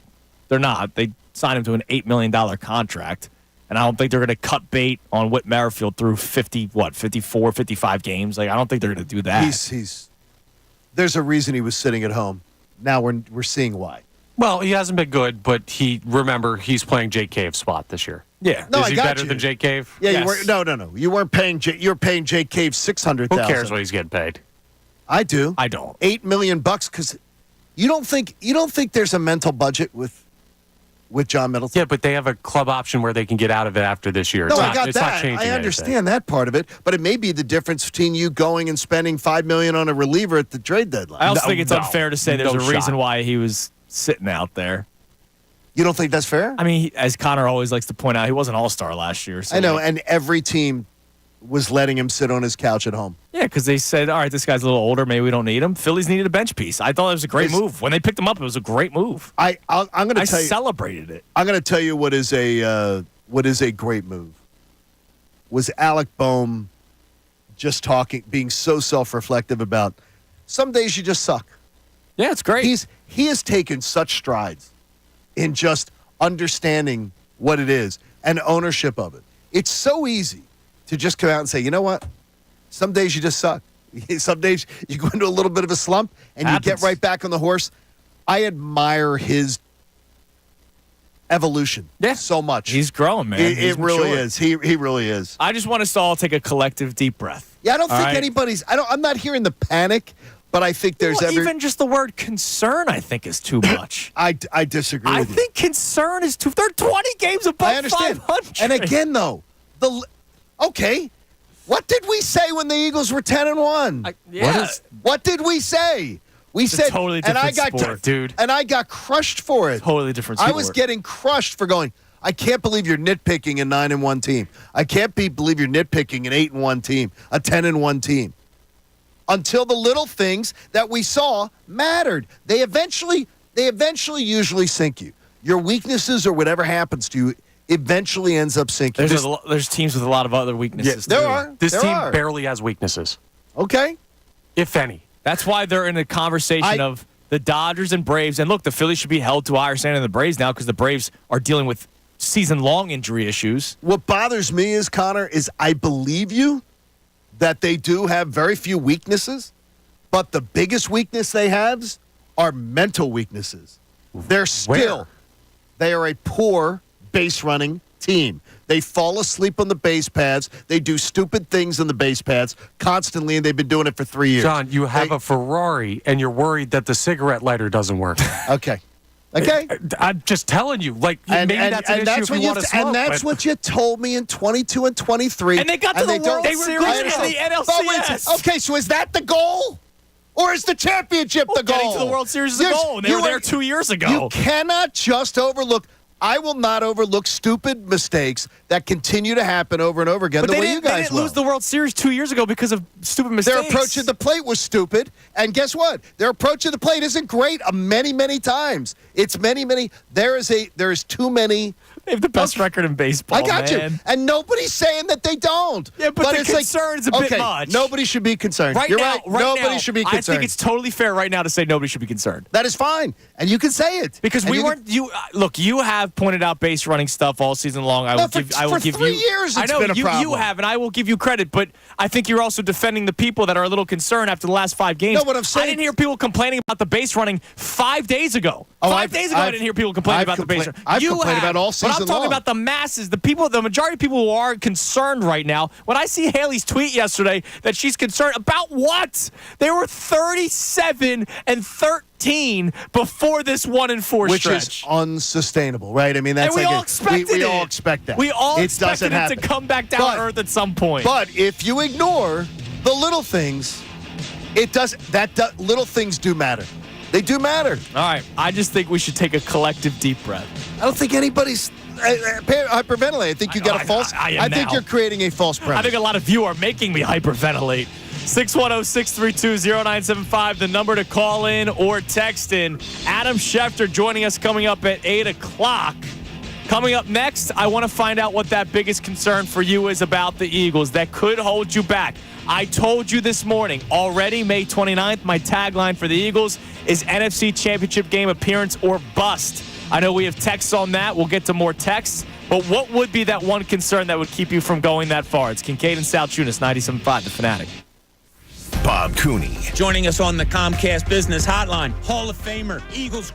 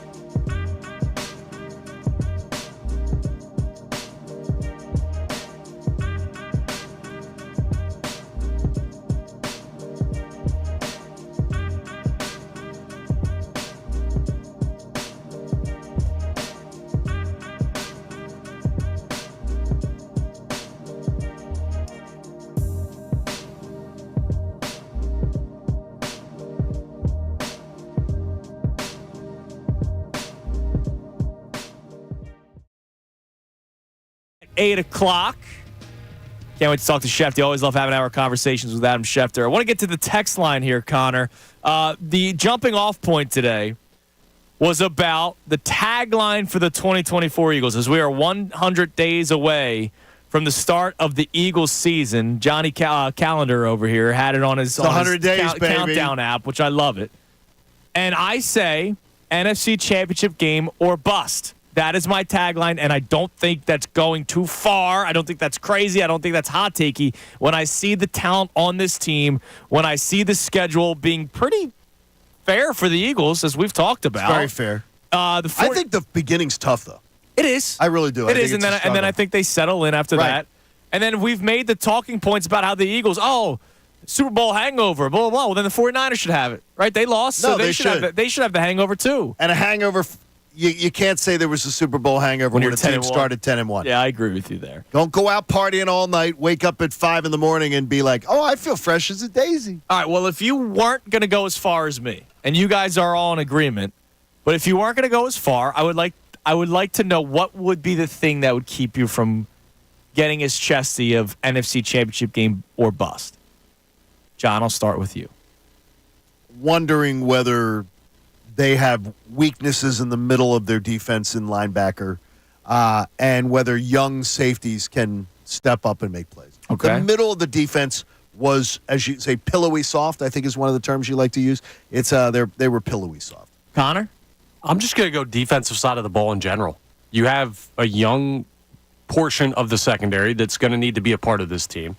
The linebackers are who knows what. The pass rush is a who knows what. Like that whole, and also the Fangio thing. We go back to the old point of does bend don't break still work? Right. Like, when you look at the defense altogether, it's got a higher upside than last year, but it is a major question mark, and that's not changing. Well, so here's the deal. We're all on the same side of the ball, defense. I will focus in on pass rush. Yeah. So you brought up linebackers, right? Right. You can put camouflage over your linebackers if your pass rush is good. You could do it over your cornerbacks if your pass rush is good. We saw it in 2017 with Ronald Darby and Jalen Mills. They look like Darrell Revis and Asante Samuel at times. Okay, because of the pass rush. Do you just believe last year was so incompetent in the coaching staff because they had a good pass rush last year? They didn't have a great one. Right, but they had a good one, and it didn't cover up the deficiencies. Yes, but their best pass rusher is now gone. We have to expect a lot out of Bryce Huff. A lot. And, oh, by the way, through 11 weeks, they were 10-1. Yep. When the pass rush stopped getting home that second half of the season was when the defensive issues really came to light. I'm looking at a pass rush right now. If I'm just looking at the front four, right? Bryce Huff, who I need to step up a lot. All right. I'm asking a lot of Bryce Huff. You are. Josh Sweat, who I don't believe in, and I've been vocal about that for years now. That's fair. Jordan Davis, who is not really a pass rusher. He's just a guy that draws double teams, which is an important piece to have. Don't get me wrong. That's an important piece to have. So that means Jalen Carter also has to step up. And I expect Jalen Carter to do that. I don't know what I'm going to get out of Bryce Huff, and I don't really believe in Josh Sweat. Now I'm saying NFC Championship game or bust. That's not a pretty picture you just No, it's not. I am NFC Championship game or bust, but if there was one thing for me to say, like this morning when I said that as the tagline, if there was one thing that would have kept me from going that far, it's still the pass rush. I don't think that's unfair. I mean, you've actually made me a little scared. Like, I don't just listing off that. that. Yeah, but just listing those things off, that gives you reason for concern. And I don't doubt the Bryce Huff move. It's just I need to see it. The guy played how many percentage of snaps last year? It was he played half the snaps that the guy he's replacing played. Right. Half. Had great production. Was on a great defense. Yes. Great defensive front. Great linebackers with New York. And I'm not going to try to startle you here, but a lot of mop-up sacks. Okay. A lot of garbage time sacks. Okay. We'll see how it plays out. Which also, to me, the 2023 Eagles had a bunch of – the 2022 Eagles, had a bunch of garbage time sacks where they're up by 2 scores and they're just right. Now, part of it was they were up 2 scores because of the sacks they had earlier in the game. Right. But they padded those stats a lot with big leads. Okay. And I wonder – Man, that's. I think your answer is potentially even better than mine. That's the only thing.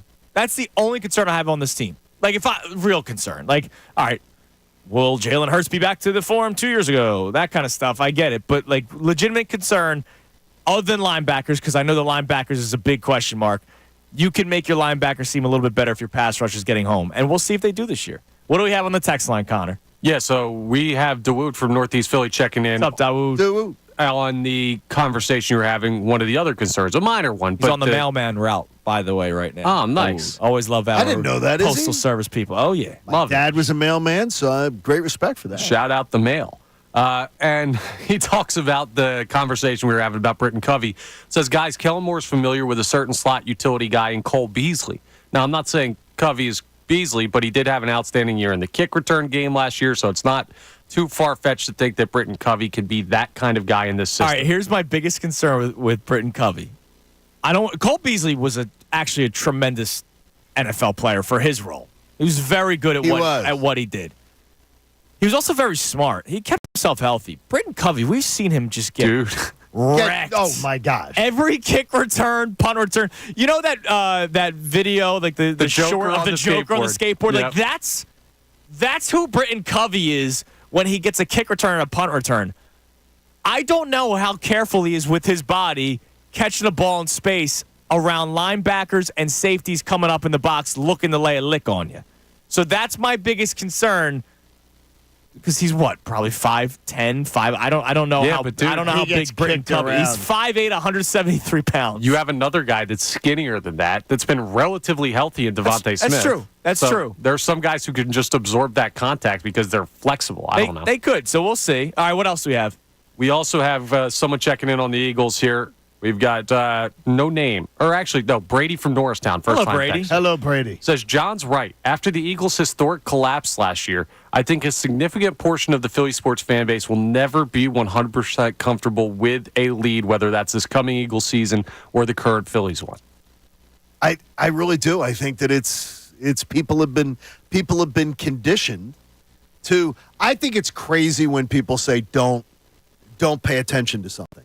It doesn't matter. Don't pay attention to something. So you're calling me crazy? Like bad race running. I think that is a crazy thing, yes. I do. I think it's crazy. We'll dive deeper into it. But first, coming up next, what's anticipated more? Today's headlines with Connor Thomas or Adam Schefter? Adam Schefter. All right. It wasn't tough. It wasn't a close answer. That's the first time he ever humbled himself. It wasn't a close do that answer. all the time. You guys just don't listen when I do. You don't do that, no. We have Adam Schefter coming up next. He joins us right at the top of the hour at 8 o'clock, followed by today's headlines with Connor Thomas. So big segment in store for you. It's Kincade and Salciunas on a Wednesday morning right here, 97.5 The Fanatic. Fanatic Sports Update.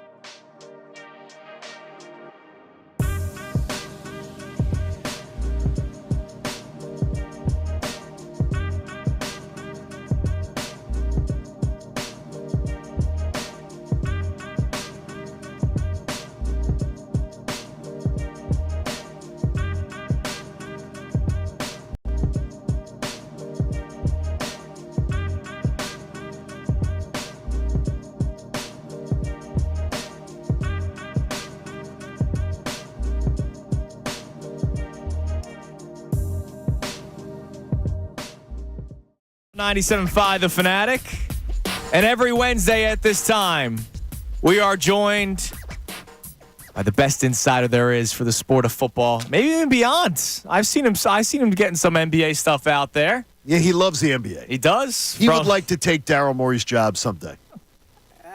Maybe he'd be good at it. Could be. You never know. We'll find out. Of course, he's brought to us by Landis Block. Create your own very jaw-dropping backyard paradise online at landisbc.com. And he joins us on the Comcast Business Hotline every day in business, a big day like Comcast Business. Get you ready for what's next. That, of course, the great Adam Schefter. Shefty, good morning. How you doing today? Good morning, John and Andrew. And let me just say, if I took Daryl Morey's job, I would take Woj with me because I would want his basketball insight and intuition. And then we would help bring a championship to Philadelphia for your 7th. All right, General Manager Adam Schefter, what is your first move? Because right now the Sixers, believe it or not, are linked to everybody. so who would you go after, Shefty? I can't give you the first move I make because I just don't know it right now. We'd have to sit down. We'd have long organizational meetings, detailed organizational meetings. I respect that. And we come up with a plan to bring a championship back to Philadelphia, to have a parade, and we would have a parade. I would be determined to have a parade before the Eagles would have one. Oh, wow. How about that? Shefty coming out with fire, and I appreciate it. I have a question about your job, all right? Yeah. So John and I were talking about this during the break. It seems like every plan for the Sixers is very public. Everybody has reported on what the Sixers are doing. So clearly, which I hate, by the way. It clearly comes from somewhere. Like, there is no mystery as to what the Sixers are going to try to do this offseason. Do you get that from the NFL, that more teams are more public? And I don't mean public as in the GM goes out there and speaks. But do some teams maybe give more information than others? And is there a reason behind that? No, I don't think that some teams give more than others. I think some have more people within the organization that talk sometimes. That's our job, is to find people that will share secrets. Now, I don't know what has been out there in terms of what the Sixers are doing and their plans and whether there's consistency amongst the reports in the various media outlets. That I don't know. I'd have to sit down and review it. But, you know, with football, you could almost look at a city and have a decent idea of where the stories may or may not be coming from. Now, I can't stand when people guess at sources because so often they're wrong. Mm-hmm. Like, I can't tell you how many times I've seen somebody say, oh, this person told Adam, and they're just not right. And when you start source guessing, I think it spooks other people, and it makes them more apprehensive about sharing information and being a quote-unquote source. You know, I just think that you can usually have an idea of where information's coming from. Some teams are leakier than others.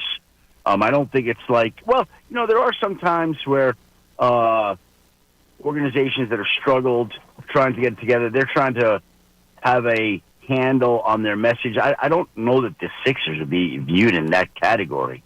I don't know about that. But Adam, what would be the benefit of teams, though, or an executive or anything, to leak stuff? Yeah. Well, again, it's an interesting question. Are they actually leaking? Are they having a conversation and a reporter is compromising the person? I think that, you know, the most experienced executives know exactly what they can and can't say.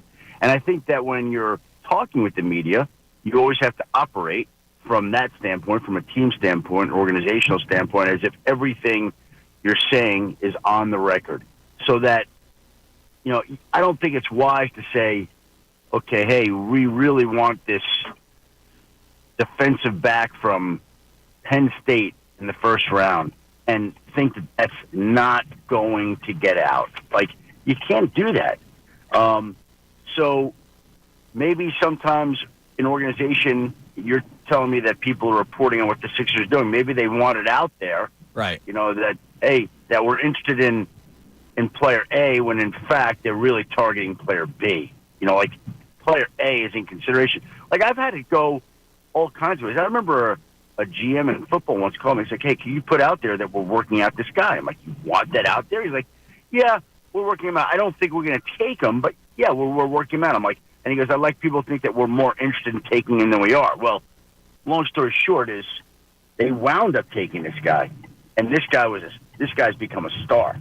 And I laugh all the time. I'm like, that's the guy that they wanted it out there, that they were working him out because they wanted people to know, because they didn't think that they were going to take him, and then they did take him. Wow. And plans change all the time. That's what happens. You never really know. So sometimes it's strategic. Sometimes there are just loose lips. Sometimes it could be an underling who's trying to curry favor in the media. Sometimes there are a lot of factors why things get out. But are you telling me that everybody in the Philadelphia media has reported that the Sixers are all doing the same thing? Oh, dude, we've been talking about Paul George for like 16 months now, right? That it's almost set in stone that they're going to try to get him, and if not, they do have some backup plans. The most recent was 3 first-round picks to Miami for Jimmy Butler. Jimmy Butler back to Philly. See, I think sometimes when there's a guy like Paul George that's been out there so long, it just gets kind of accepted into the fabric of conversation so that people are talking about Paul George, and everybody has picked up on it, whether it's right or not that they're going to go get him. I don't know. Right. And so it just becomes something that almost becomes like a fallback crutch, and maybe it'll happen and maybe it won't. Well, I appreciate the masterclass from Adam Schefter. I always wonder, Adam, is that, like, if I know a general manager in sports and pro sports who literally has his employees signed a non-disclosure that if they're traced to being a leaker, that they can be dismissed with cause. Yeah, I don't think you have to sign anything to have that happen. Yeah, because if an organization finds out that you have disclosed information that's confidential to your team, that's, to me, that's a fireable offense. Sure. And that's why, again, I like to think that, a lot of the relationships I've had with a lot of people, that I've known them for so long, there's such an understanding of what they can say and what I do that it goes without being said sometimes. Do you think the majority of the people that you have these conversations with ever use you? I don't feel like that at all. Because, again, I think it's completely honest and forthcoming, to where if basically like this GM said to me, hey, I don't think we're going to take this guy, but I'd like you to put it out because we are going to work. I'm like, okay, fine. And it was, it was a big name guy. It was a notable player. It was interesting at the time that they were working him out. And so I put it out. And again, they wound up taking the guy. So, like, when you say they use you, I don't view it in that way at all. Like, use you. Like, I guess there are ways people can. Like, they might want to use. They might want to have. If Adam Schefter says, "I'm hearing that this team's looking at this player or is interested in this position group," they're using it as subterfuge to hide what they're really interested in. Yeah. Again, I like to think that I've done this for 35 years. I think they could just say to me, hey, look, here's the deal. And by the way, like, conversations I have with people, I oftentimes, it depends on the team, it depends on the year, but a lot of times I know exactly what the team's doing. Right. And they're completely forthcoming. And because they know, I'm not going to report. Like, there were a couple of teams in this draft on quarterbacks. I knew exactly what they were doing. Like, and I always say teams are better off telling me directly, and that way I'm not going to compromise them. I'm going to do my job and work around it. Like, oh, we all know that this team's after a quarterback or whatnot. But you're not going to come out and say, Patriots are taking Drake May. Right. I can report, and by the way, you don't even know exactly how the draft will fall. Like, maybe Washington will wind up. Like, so you have a good idea exactly what that team wants to do, but whether it actually happens, you never know. Like, I remember one year, there's a team that told me, if this guy's there, we're going to take him. And I was like, wow, okay, well, the guy was there later in the draft in the first round, and I came on ESPN, and I said, well, this went just the way that this team wanted. This player is available at this spot, and they've been waiting for this guy to fall to them. And lo and behold, at that moment, another team traded up that spot and drafted that player. Now, they didn't do it because they heard me. The trade obviously had been on worse. It didn't just happen. Mm-hmm. But it's an example of how these things are fluid. And so even when a team tells you in a draft, okay, yeah, we want this guy, you never know, and you can't report that anyway like that. There's just a little science to it, I guess. I don't know. It's a strange thing, but I don't think that people use me. No, I don't view it that way at this stage of my career. Speaking of Adam Schefter on the Comcast Business Hotline, speaking of the draft, Shefty, today we're talking a lot about our expectations for the Eagles, and we're talking about where they could go in the playoffs, how far they can go in the playoffs.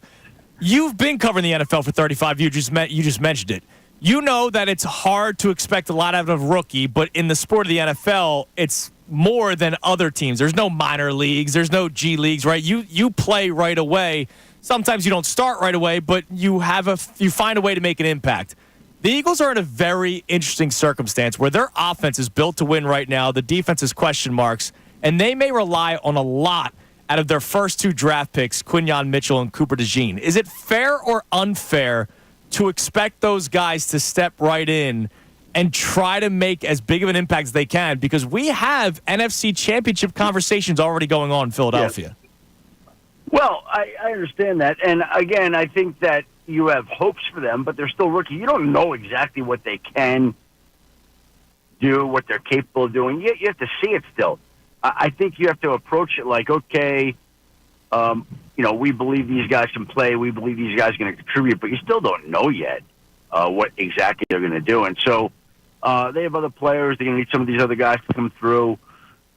It's huge if these rookies can step up and be what they hope and think they can be, but you never really know that until you're out there. So, again, great that Philly was able to land them in the draft, high hopes, but still something of a question mark as talented as they might be. All right, and last thing, what's the latest with some of these big names? I see the Chase Higgins thing in Cincinnati. That's got to be scary for the Bengals fans out there. Well, it is. Yes and no. Neither one's there. T. Higgins can't be there because he hasn't signed his franchise tender. Of the 8 franchise players, he's the only one right now that doesn't have a long-term deal. And so if you have not signed your franchise tender, you're not under contract and you're not allowed to be there. Right. Like that. It's a basic rule. And if you're T. Higgins and there's no long-term deal coming down the pike, why are you going to sign that franchise tender on, let's just say, July 10th? Like, he'll sign that franchise tender to me some point in mid to late August, give himself a couple of weeks to ramp up for the season opening game. But I think the franchise wide receiver tag is $22 million. So you're talking about well in excess of $1 million a game. I don't think T. Higgins is going to be in the business of missing any game checks. I just don't think that that's going to happen. Now, are we going to see him for OTAs? No, can't. Are we going to see him during training camp? I don't think so. Will we see him after camp ends? At some point, yeah, like I said, mid to late August, that's when you'll next see Higgins. And Jamar Chase, he is under contract, so he has to be there. Right. Now, these are voluntary OTAs, so he doesn't have to be there for that. But if they had whenever they have their mandatory mini camp next month, he'll be there. I'd be very surprised if he weren't there because he has to be there. And when training camp begins, if he doesn't have a new deal by then, I would imagine he'll be there again. But maybe when he shows up, maybe he's not going through maybe his back's bothering him or his hamstrings or whatever. Right. But if you're Jamar Chase right now, you're waiting for Justin Jefferson. You're waiting as long as you can for Justin Jefferson to get his deal done because that one's going to reset the wide receiver market. And once that resets the wide receiver market, you want to be able to follow with your deal.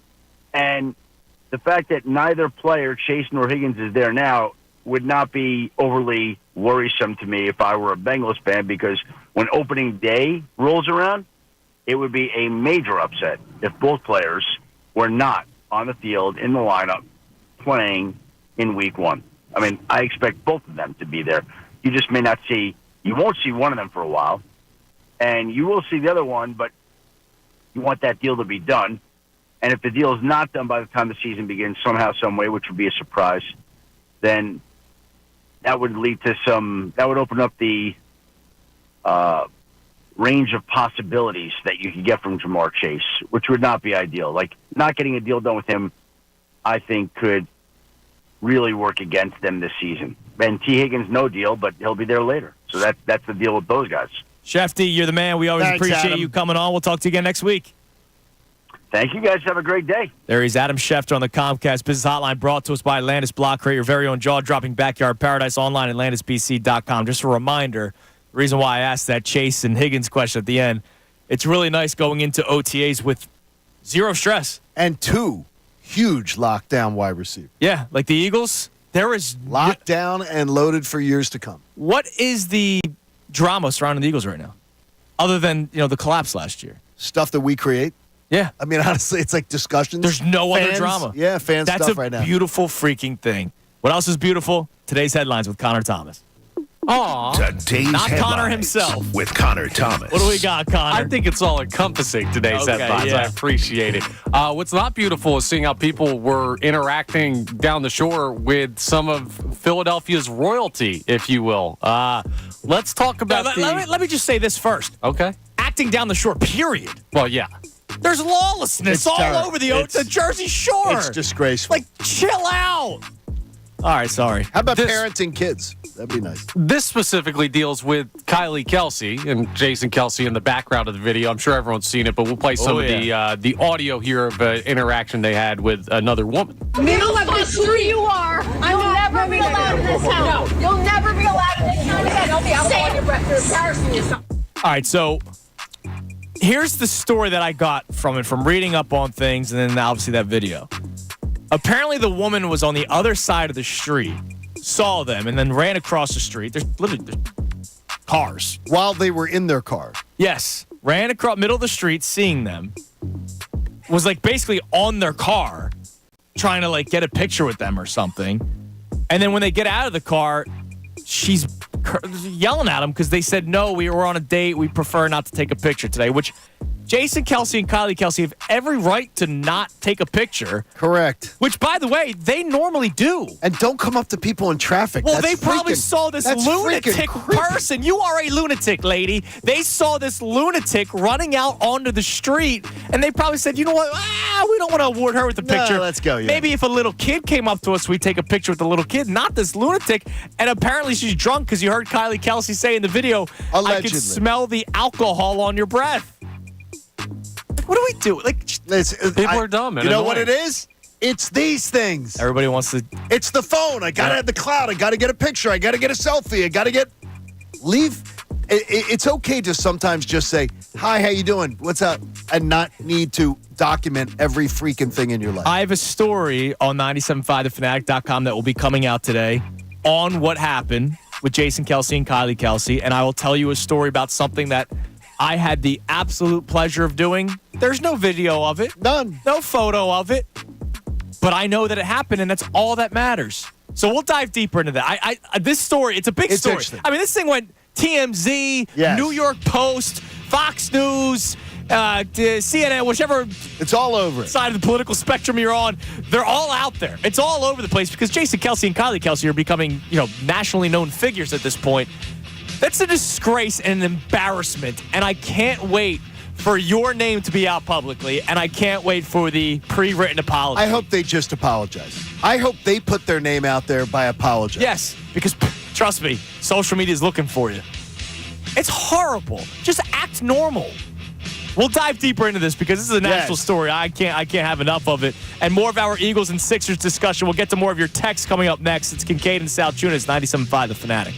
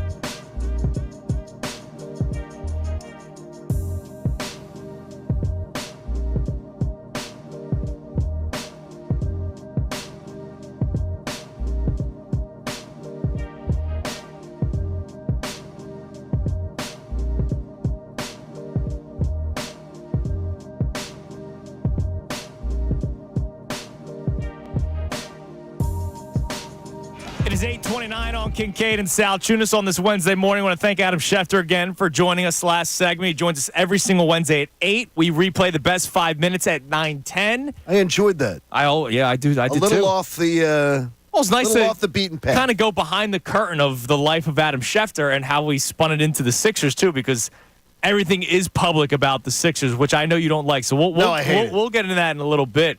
But you'll be able to hear the whole Adam Schefter interview again on 97.5thefanatic.com. But again, the best 5 minutes coming your way at 9:10. But I want to talk about this Kelsey, Jason Kelsey situation real quick, because look, I get it.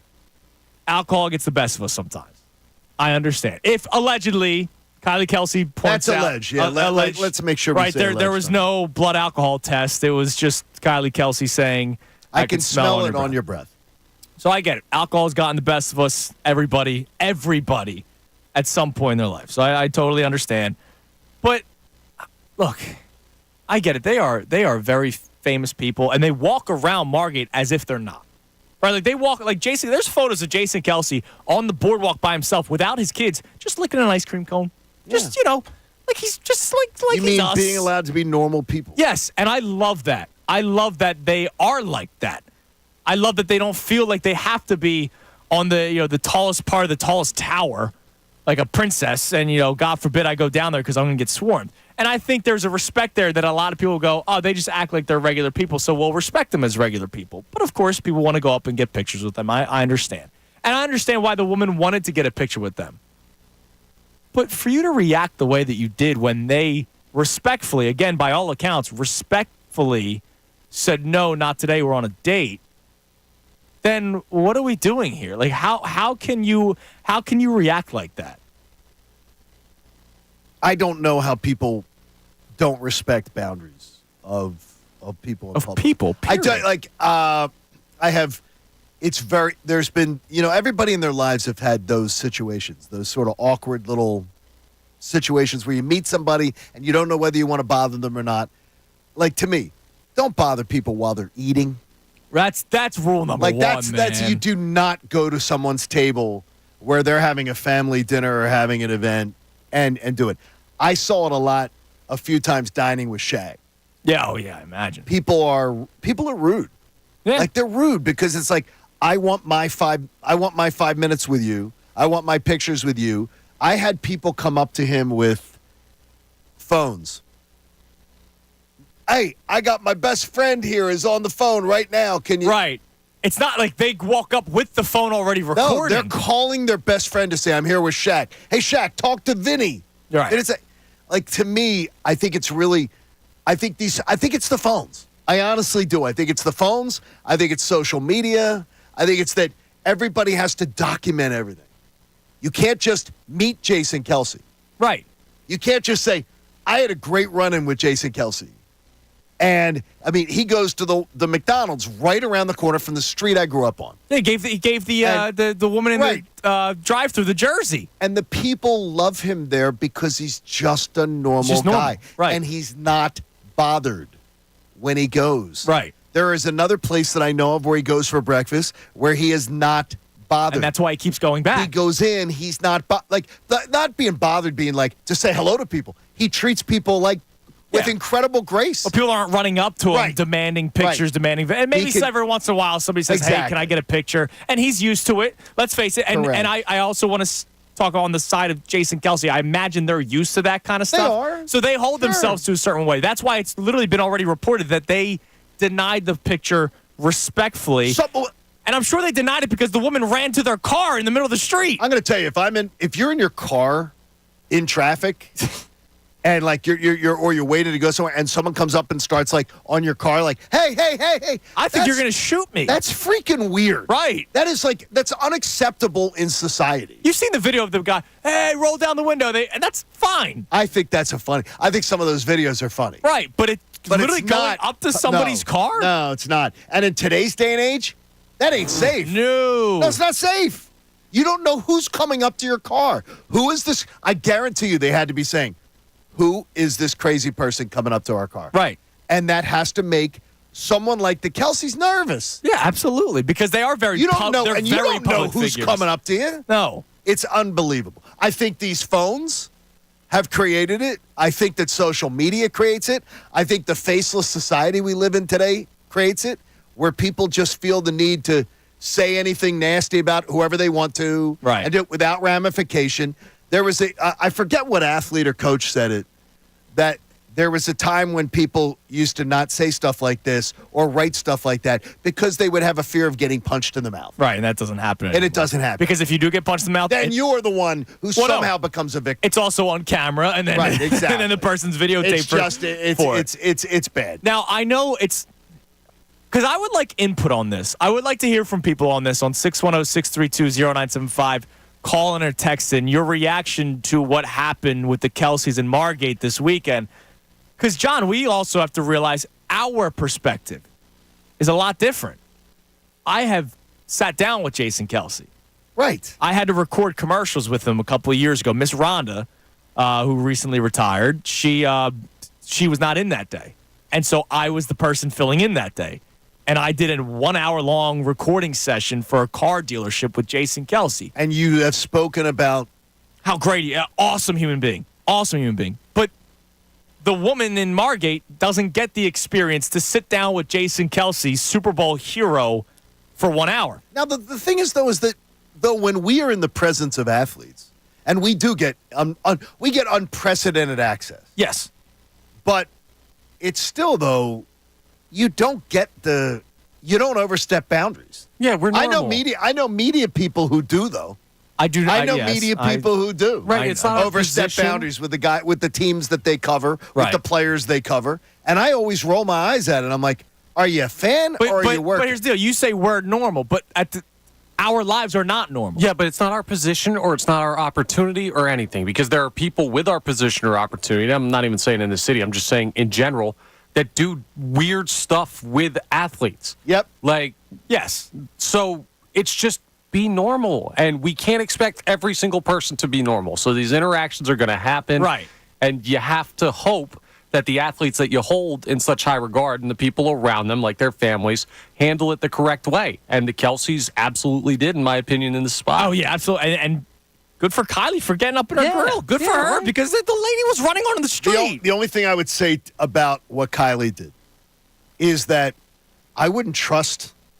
Like, I don't know how you trust that somebody's not crazy. I know. You know what I mean? Is that that would be my only level of concern. But even though she's famous, she's human. But you go for it because in instinct, I would feel the same way. I would feel the exact same way. There's sometimes where people make things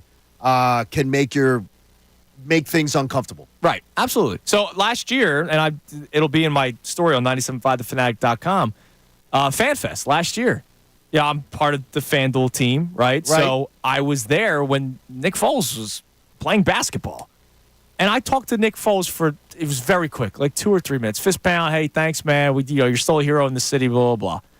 He was incredible. I didn't need to do this. No. Hey, I'm here with my buddy Nick Foles. Hey, buddy, yo. I did not take a picture with him either. I did not choose to go, hey, Nick, hey. But here's the deal, John. I had behind-the-scenes access to be able to do that. Okay. Whereas every fan at FanFest, everybody that's there at FanFest is behind a rope, and maybe their best chance of having a 2-second combo with Nick Foles is to get a picture with Nick Foles. Yeah, like I took a picture with Nick Foles. Right, I but did when he was coming off the stage. You didn't harass him for No, it. Yeah, but that's you what didn't I'm saying. bother him for it. Right. I don't think it's necessarily the phones or the social media, because there are plenty of people who handle it without being crazy around celebrities. Okay, can I ask you, how many times at these kind of events, today, in today's day and age, does someone meet a celebrity and not ask to take a picture with them? Well, it's very slim. It's very slim. We wouldn't know because we don't see the posts. I mean, no, but it's very slim. I can imagine that people want to take a picture. Hey, can I have a picture? Can we get a picture? Can we get? Yeah, I think it happens often, but I don't know that that's totally new. I think there's just crazy people. That is totally new, though, Connor. It is. It's not new to you because of the age when you you are. had disposable cameras, if you went on vacation, but you're you going didn't have people didn't carry. You know what people did? They just met celebrities, and they had a nice interaction with. Maybe had a beer with them or something. There are people with old scrapbooks of the old, what are they called, the Polaroids with celebrities and stuff like that. Like, people still did that. It was just rarer, or you saw it less. It's easier now. People didn't carry around cameras. Now also there's people taking pictures of the people taking pictures. Right, absolutely. Yeah, so exactly. you see it more. Yeah, You just see everything more, and there's more crazy people. I want to talk more about this because this is a big story. It's made national headlines, and it's 90 minutes from here in Margate. Do you ever feel bothered by it or threatened by it? What do you Like mean? even with yourself? Have you ever had you've never had a crazy? Because I can't believe people actually want to take a picture with me, and I think it's awesome. You know what I mean? It is so much. It's when so somebody much says, fun. "Can I take a picture?" I go, "Wait, you want one? Or am I That's taking? nice of you. Or am I taking a picture of you and the girl you're with?" Let's go to Chris and Yardley. Chris, you're on 97.5 The Fanatic. Gentlemen, how are we? What's Hi, up, Chris? Hey, first of all, thanks again for what you guys did with the Avello. Yeah, has she Thank you, picked her buddy. flight yet, or has she started making arrangements? She said to me multiple times now, we're going to Puerto Rico. You and I, darn it, we're going. Wow, I love that. That's awesome, and Avella will get you there, and you'll enjoy it. Yeah, they will indeed. The reason I'm calling is years ago, I was down at Chickens and Peas in South Philly with lady Shady McCoy was down there. Mhm. I took my little girls. They were 5 and 7 at the time, trying to get them to become, the fervent idiot Eagles fan that I am. It's good parenting. And afterwards, we're walking out, and there's LaShawn McCoy, and all these people are around him. And we're kind of standing, maybe, the girls can get an autograph. And I said, LaShawn, excuse me. And he's like, he gave me the finger, not like the middle finger, the hold-on finger. Oh, okay. Good. I'm glad to hear that. Yeah, me too. So there, we go start walking back, and all I hear is, yo. We turn around, and Shady's calling us back. And he talked to my girls for a good 2 minutes, and he said to me, you're the first person that actually gave me a little bit of space, man. I really appreciate that. I love and that. I said, you know what, dude? I said, I can only imagine being this important. I said, and that's what it really comes down to, because you're important in our city, but you're still a damn person. And I will say that my wife then came out and completely embarrassed the hell out of all of us by going, is that your car? Oh, jeez. Oh, yeah. That's awesome. I was like, okay, you take care. Yeah, thanks again for the few minutes, Shady. I appreciate it. That's awesome, Chris. Well, I appreciate that, and I'm sure Shady appreciated it too, man. I hope so. You guys have a good day. Take care. Yeah, man, there he is, Like- Chris, our man Chris from Yard. Like Shady had a little run-in with law enforcement down in Georgia, and he lived fairly close to us. Yes. Did you run up to him and ask him? I knew some of the policemen who actually were involved. Is that right? And they said they were actually treated with great respect by him. Oh, well, that's and great. I said that made me feel good. And that's great. That made me feel good. All right, so I would love to get more of your reaction to what happened to the Kelseys in Margate. And I can't wait to find out who it was. And I hope, to your point, John, I hope they out themselves and say, I'm really sorry. don't go Bad into hiding. moment. Yeah. And guess what? That should be enough for everybody else because it you know didn't what? happen to you. And I'm sure the Kelseys would be cool with it. Knowing Jason Kelsey, he'd probably be like, all right, let's move on. All right, coming up next also, we may have a new enemy of the state. We may have a new enemy of the state, and I'm ready to rage war already. It's Kincade and Salciunas, 97.5 The Fanatic. Now, around the bases with Andrew Salciunas on 97.5 The...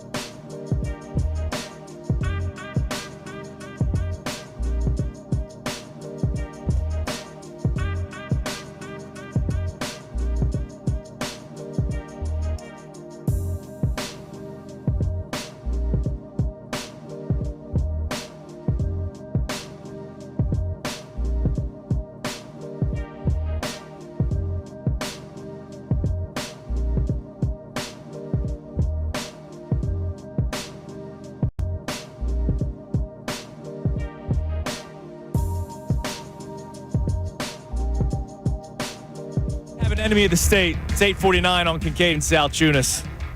I love this. And what, feuding? Dude, he will be an enemy forever. An enemy forever. Forever. If there's a reason why I don't get LeBron James. Okay, who's keeping you from getting LeBron James other than LeBron? His son. What?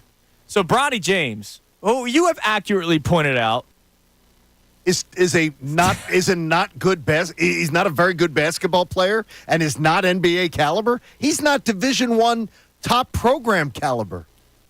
Yeah, you've pointed that out. Ohio State's a pretty good program. But he's not. He already's played in the Pac-12, and we saw he couldn't. Well, he was play whole coming games back to from do cardiac arrest. Yeah, he did have a bit of an issue, health scare this year. He absolutely did, and they also cleared him completely that there were no issues before they let him take the court. I will also say this, Connor. In high school, it's not like he was a number one prospect. He was not. I got you. He is a Division I basketball player. He's a Division I basketball player. Look, he'd be the best player on Temple. Right? That's Division I. I'm telling you, I don't believe that's necessarily true. I really do not. Go Owls. He'd walk on that court and be the best player. Wow. Are you trying to get Coach Fisher to do something here? Hey, look. We know his number. We could call him. Bronny doesn't necessarily have to be a draft pick. It could be bring him to Temple, bring him to North Broad, and then all of a sudden LeBron wants to play for the Sixers. All right, Coach Fish, get on this, would you? The reason why Bronny James could end up being the enemy of the state, the guy who you have accurately pointed out to maybe not being NBA ready or even close to it, has already informed teams that he's only going to work out for 2 of them. So a guy who is not first-round draft pick, even second-round draft pick. Most of the experts who do mock drafts do not even have him as a draft pick. Right, as an undrafted free agent, and he should just go back to college at this point. He has informed the league that he will only work out for 2 teams. One, where his dad is currently on a team for the Los Angeles Lakers. Oh, my gosh. And the other, the Phoenix Suns, which freaks me out a little bit. Like, there's no way they're going to try to get... Well, LeBron, he can opt out. He doesn't have to sign a max, Connor. I'm not saying no. I see you shaking your head I'm not there. saying no. It freaks me out, too. Durant, Beal, Booker are your max contract players. LeBron goes there for some ridiculous high amount of money, but he's not a max contract player, so... Really, it's those 4 and a bunch of other Bronny Jameses. No, this is like Beetlejuice. If you say it a third time, it's gonna happen. So shut up. Look, I'm gonna tell you right now is that I think he becomes an enemy of the state because of the fact that I expected him to be humble. Like in this process, realizing Daddy is getting me all these opportunities, not my talents. I just find then he gets arrogant about it. I'm only working out for 2 teams, or is he just being puppet mastered by Dad? No, and that's the way it feels. I don't think that's the whole thing has been puppet mastered by his father. His dad's the one who's going to the his dad's trying to do what's best for his kid. Going to the rookie combine and going around and meeting with scouts about his son and everything. Come on. He's trying to help out his son. Stop. He's trying to help out his son. At some point, let your kid have their moment in the sun. Let them have, even if they didn't deserve the opportunity to begin with.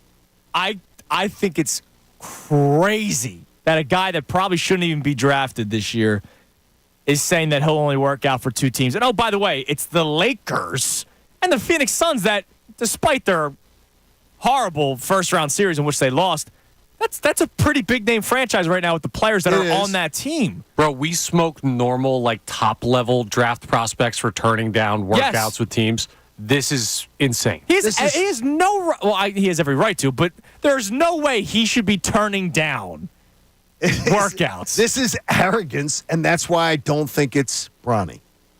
I don't. Because every single thing that I've read about the young man has been humble, hardworking. Yeah, just but here's the deal. Not talented enough, but still. He said, John, himself said during his draft combine press conference that he thinks it would not be wise for a team to draft him just to try to get his dad. So then why are you selecting just the Lakers and Suns? Exactly. That tells me, no, because Dad, I believe Dad told him to. I don't know that. No, you can't say the first part and then only work out for 2 teams. Andrew, the overwhelming... When one of them is the team that your dad's already on. I got you, but the overwhelming opinion was he doesn't even belong at that combine. He doesn't even belong. He should be in college. He should be working on his craft. He deserves to be at the combine. He could have turned he could go to the combine and then not go into the draft, right? Like that's isn't today the day? No, he's set for the draft. He's set for the draft. He's set for the draft. Okay. He's beyond that. Yeah. Only 2 teams. Enemy of the state. Because if he said I'd work out for the Sixers and that's it, then he'd be a hero. But he didn't pick us. And now I'm fuming. All right, coming up next, we reset the entire show. At 9:10, we do our 5 best minutes of Adam Schefter. And I know people are texting in about the Kelsey situation in Margate. Shame on you, lady. Out yourself. It's probably the best thing for you. You know how a lawyer says, hey, turn yourself in. It's probably best to turn yourself in. It's probably best for you to do that yourself because Eagles Twitter is looking for you. It's Kincade Salciunas right here on 97.5 The Fanatic. Fanatic Sports Update.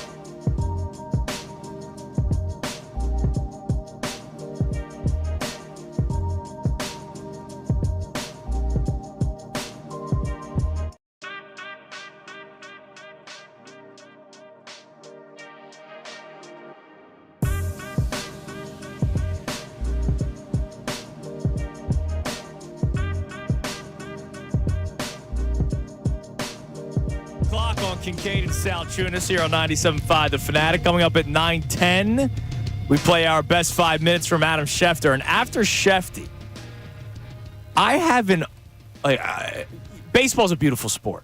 It is. It's where quite you see beautiful. these random stats, right? I have an all-time stat that I never heard of. It was before you and I were born, Connor, so I'd be curious to know if you knew it, John. Okay. And if you, Mr. Locked On Phillies podcast, ever heard it. Oh, I'm anxious to hear this. Huh, okay. It's a crazy baseball stat from the team that's 90 minutes down south. I'm not a statsman, so. Yeah, probably but baseball stats are fun. Like the crazy ones. Yeah. Like the Tony Gwynn stats, like those stats are ridiculous. I only like them if they're funny.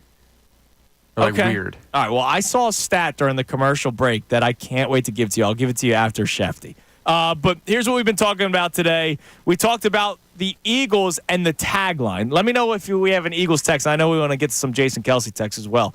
The Eagles start their season 100 days from now. Kincaid's countdown clock. Yes, it is. Has the Eagles 100 days away from the start of their regular season, 99 days until the start of the NFL when the Ravens and Chiefs square up that Thursday night. But 100 days from now, the Eagles will be taking on the Packers in Sao Paulo. And I want to know what your tagline will be for the Eagles in 2024. And I told you, I feel comfortable saying it. It's not hot takey in my opinion, that it is NFC Championship or bust. Appearance. I'm not even saying win the NFC Championship. Yes. I'm saying appearance because I believe this team will win the division. Let's go through this. Yes, we all believe that, correct? We all believe the Eagles line. win the division. So Yes. if the Eagles win the division, they have a home game. That is correct. If they don't just have a home game, they have the first round bye if they win the conference. I'm not even going as far as saying I guarantee you that they win the conference. But if they win the division, they are guaranteed a home game. If they don't have the first round bye, because now there's only one of them in each conference, you're at home in the wild card round of the playoffs. I think we all expect them to win that game. Okay. You win that game, and if you're one of the higher seeds, if you don't win the conference, I expect the Eagles to be the 2 seed. Fair? Yeah, I don't think that's not unfair at all. Everybody That's has not unfair at 12-5, 13-3, or 13-4. If that's your record, and that's not good enough for the 1 seed, probably good enough for the 2 seed. It's not unfair at all. Go on. If you have the second round matchup at home, the divisional round of the playoffs, with Saquon Barkley in the cold, A.J. Brown, Devontae Smith as your wide receivers, Dallas Goedert as your tight end, if you can't throw You're making deep, this sound better. the offense should win you another game, and you should be in the NFC Championship game. We think so highly of this offense. Obviously, there are concerns for the defense. When I asked what our biggest concern was, we were all on the defensive side of the ball. But it does look better this year than it did last year in certain areas. Vic Fangio is this very well-respected defensive coordinator. You said he always has a top 12 defense. I'd say 12 is that's pretty much his average. Top 12 defense and a top 3 offense, which is what I expect out of the Eagles this year then they should be in the NFC Championship game. And that's my tagline, NFC Championship appearance or bust for the 2024 Eagles. And I don't think that's crazy to say. I don't think it's crazy. The one word you didn't use, though, that you used earlier today. Can you use it for me? Failure. The F word, yeah. Failure. That's different to me. Dude, I got you. I got you. If I look at the teams in the NFC, if we're saying, all right, who could be the final 4 NFC teams, not 4 teams in the NFL, the final 4 NFC teams, we all think the Eagles should be one of those 4. Okay. Right. San Francisco, one of those 4. Sure. Detroit, one of those 4. And then it's, all right, who else could it be? Could it be Green Bay? Could it be another team from one of the divisions? Could be Dallas. Could be Dallas. Like last year, I was Detroited up, but I wasn't Detroited up where I thought they'd play in the NFC title game. I thought they were going to be a wild card. Okay. I think I picked them for the 6th or 7th seed. Okay. I thought they were going to be, but I did think they were going to be a good team. And you now kind of expect them to be Good. back. Yeah, but I also expect the Packers to be better than them. Okay. I do. I think the Packers are going to be. I think Detroit is going to have a little slippage. So your final 4 teams, NFC, Philly, San Fran. You're going Green Bay before Detroit. I think Green Bay. I'm going to say right now, I'd go Green Bay, Detroit as my 3-4. Okay. And so I don't know. I look at those 4 teams and I go, all right, the Eagles probably wouldn't have to play San Francisco until the NFC Championship game. And that's if San Francisco doesn't have a drop-off. Who knows? The Super Bowl hangover, the team that loses in the Super Bowl, they never bounce back. And again, if you start 10-1, you did not have a Super Bowl hangover. So, I don't know.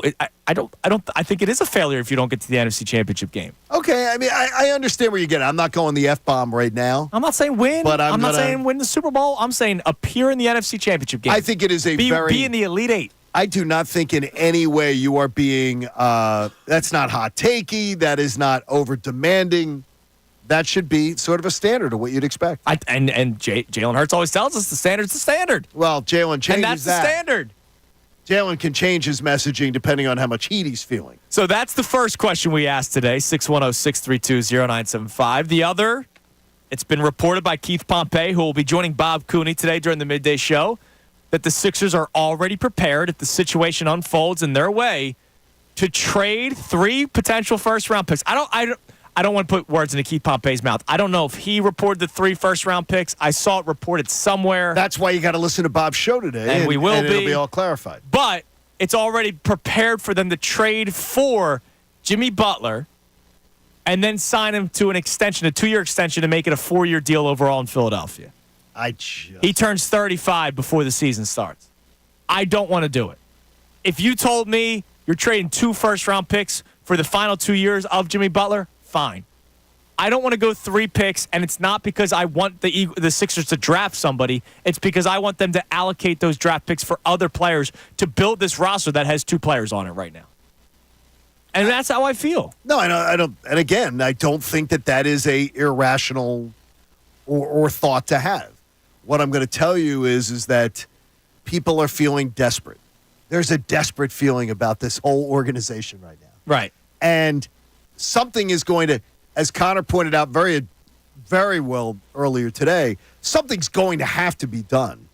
It's just a matter of something's being done. So we just got to figure out what it's going to be. Right.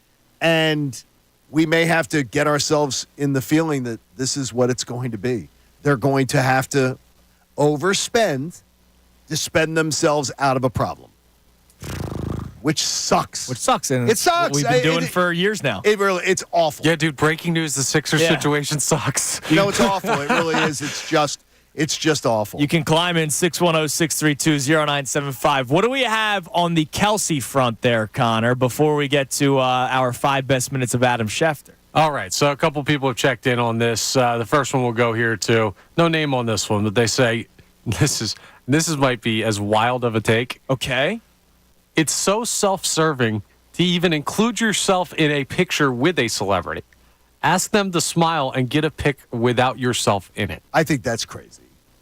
I think it's crazy. Is that if you have an opportunity to take a picture that's not intrusive, I have no problem. You take the selfie, yeah. But it's fine to take the selfie. Bro, it's worse to just, take a picture of them, creepily standing off that is one worse. side. Hey, just let us have a picture of your face. I do have a picture. Of rest in peace. We lost him this year of Carl Weathers. Do you really? At the NFL draft. When it was the NFL draft here in Philly, because he hosted the red carpet show. Okay. And I saw Carl Weathers, and all I wanted to do was send a picture of my dad, and Carl Weathers saw me with the phone up, and he gave me a thumbs up, smiled for the picture. I thought it was awesome. That is awesome. I have a picture of Carl Weathers giving me a thumbs up and smiling. That's great. A little odd. It is odd. It's fine though. But I couldn't get a picture with him. Right, that was the option. And really, Carl Weathers obviously didn't have any problem with it and apprioted it by giving you the thumbs up. It's not like he wasn't at a dinner table giving you and I'm going, hey, look, Carl's eating some linguine. Let me take a picture of Carl. No, I'm not doing that. We're on a linguine kick. Carl Weathers seems like a steak man to me. He does seem like a steak man. You're linguini'd up. Cooper, linguine with clams. Is now demanding it. That's incredible. It's amazing. Unbelievable. All right. Adam Schefter joined us earlier today. We'll get to more of these texts from the Kelsey situation. Of course, our topics about the Eagles and Sixers and this crazy, crazy, crazy baseball stat that I had never heard of. I'll tell you right after you hear from Adam Schefter, who joined us earlier today. It's a great Adam Schefter. Shefty, good morning. How you doing today? Good morning, John and Andrew. And let me just say, if I took Daryl Morey's job, I would take Woj with me because I would want his basketball insight and intuition. And then we would help bring a championship to Philadelphia. So John and I were talking about this during the break. It seems like every plan for the Sixers is very public. Everybody has reported on what the Sixers are doing. So clearly, which I hate, by the way. It clearly comes from somewhere. Like, there is no mystery as to what the Sixers are going to try to do this offseason. Do you get that from the NFL, that more teams are more public? And I don't mean public as in the GM goes out there and speaks, but do some teams maybe give more information than others? And is there a reason behind that? No, I don't think that some teams give more than others. I think some have more people within the organization that talk sometimes. That's our job, is to find people that will share secrets. Now, I don't know what has been out there in terms of what the Sixers are doing and their plans, and whether there's consistency amongst the reports in the various media outlets. That I don't know. I'd have to sit down and review. But, with football, you could almost look at a city and have a decent idea of where the stories may or may not be coming from. Now, I can't stand when people guess at sources, because so often they're wrong. Like, I can't tell you how many times I've seen somebody say, oh, this person told Adam, and they're just not right. And when you start source guessing, I think it spooks other people, and it makes them more apprehensive about sharing information and being a quote-unquote source. I just think that you can usually have an idea of where information's coming from. Some teams are leakier than others. I don't think it's like, there are some times where organizations that have struggled trying to get it together, they're trying to have a handle on their message. I don't know that the Sixers would be viewed in that category. I don't know about that. But Adam, what would be the benefit of teams, though, or an executive or anything, to leak stuff? Well, again, it's an interesting question. Are they actually leaking? Are they having a conversation and a reporter is compromising the person? I think that, the most experienced executives know exactly what they can and can't say. And I think that when you're talking with the media, you always have to operate from that standpoint, from a team standpoint, organizational standpoint, as if everything you're saying is on the record. I don't think it's wise to say, okay, hey, we really want this defensive back from Penn State in the first round, and think that that's not going to get out. Like, you can't do that. So maybe sometimes an organization, you're telling me that people are reporting on what the Sixers are doing. Maybe they want it out there. Right. That, hey, that we're interested in player A, when in fact they're really targeting player B. Like, player A is in consideration. Like, I've had it go all kinds of ways. I remember a GM in football once called me and said, hey, can you put out there that we're working out this guy? I'm like, you want that out there? He's like, yeah, we're working him out. I don't think we're going to take him, but yeah, we're working him out. I'm like, and he goes, I'd like people to think that we're more interested in taking him than we are. Well, long story short is they wound up taking this guy, and this guy's become a star. And I laugh all the time. I'm like, that's the guy that they wanted it out there, that they were working him out, because they wanted people to know, because they didn't think that they were going to take him. And then they did take him. Wow. And plans change all the time. That's what happens. You never really know. So sometimes it's strategic. Sometimes there are just loose lips. Sometimes it could be an underling who's trying to curry favor in the media. There are a lot of factors why things get out. Speaking of Adam Schefter on the Comcast Business Hotline, speaking of the draft, Schefter, today we're talking a lot about our expectations for the Eagles, and we're talking about where they could go in the playoffs, how far they can go in the playoffs. You've been covering the NFL for 35 years. You just mentioned it. You know that it's hard to expect a lot out of a rookie, but in the sport of the NFL, it's more than other teams. There's no minor leagues. There's no G leagues, right? You play right away. Sometimes you don't start right away, but you find a way to make an impact. The Eagles are in a very interesting circumstance where their offense is built to win right now. The defense is question marks, and they may rely on a lot out of their first two draft picks, Quinyon Mitchell and Cooper DeJean. Is it fair or unfair to expect those guys to step right in and try to make as big of an impact as they can? Because we have NFC Championship conversations already going on in Philadelphia. Yeah. Well, I understand that. And again, I think that you have hopes for them, but they're still rookie. You don't know exactly what they can do, what they're capable of doing. You have to see it still. I think you have to approach it like, okay, we believe these guys can play. We believe these guys are going to contribute, but you still don't know yet what exactly they're going to do. And so they have other players. They're going to need some of these other guys to come through. It's huge if these guys, these rookies, can step up and be what they hope and think they can be, but you never really know that until you're out there. So, again, great that Philly was able to land them in the draft. High hopes, but still something of a question mark, as talented as they might be. All right, there's our 5 best minutes from Adam Schefter earlier today. Sort of off the beaten path today with Adam. But yeah, there wasn't news to react to, and it was great to get the behind the curtain of the life of Adam Schefter.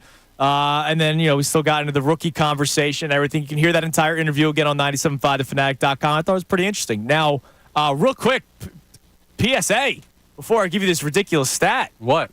We have a double motorcade today in Philadelphia. Oh, dude. What? Just saw the tweet from Bob Kelly of Fox 29. Okay. The president and vice president will both be arriving into the Philadelphia area between 12:30 and 1. Where are they going? They go to Girard College. Okay. No. Is it down near Temple? That's up by me. Uh-huh. That's down near Temple. The VP leaves around 2:30 today. And the president apparently is staying for lunch on Broad Street, will be leaving around 5. Oh, no. So for those of you who are coming over to the bridge to play pickup basketball tonight at 7 o'clock, Who Connor would that Thomas, be prepared. Now, I'm out. 5 o'clock, you have time. Have you ever been stuck behind the motorcade before? I have seen it before on 95. Where they have the exit ramps blocked off. I got stuck on an exit ramp. Oh, no. I was moving to Sewell, and I had my car filled with stuff. And I just had to sit on an exit ramp for an hour and a half. Oh, my God. An hour and a half? Hour and a half. Why did they have to shut it down an hour and a half I don't early? know. That's absurd. Well, That's absurd. they probably shut it down a half hour before, I imagine. Okay, and then then it's the driving by, and he was going to the airport. He was flying out of Right. PA, and that's the direction I was going in.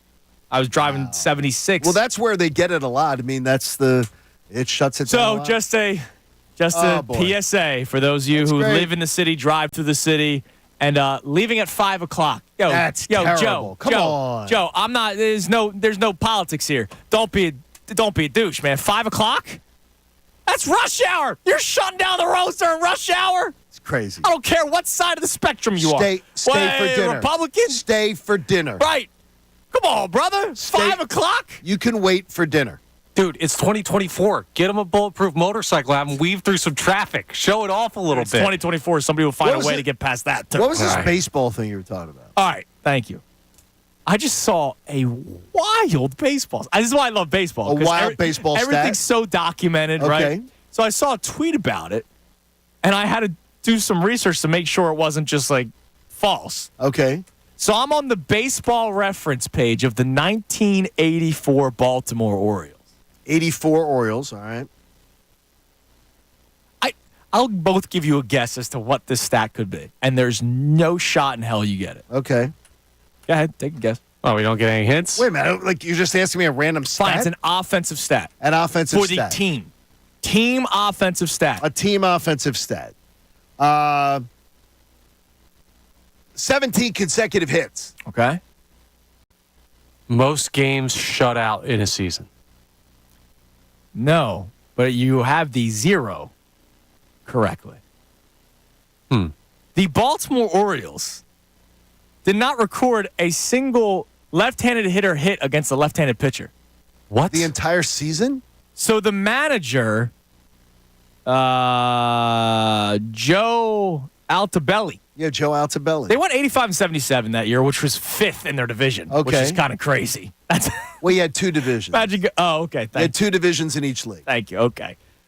So he just believed in platoons. Okay. If there's a left-handed on the mound, the lefty's sitting. The left-handed bat is sitting.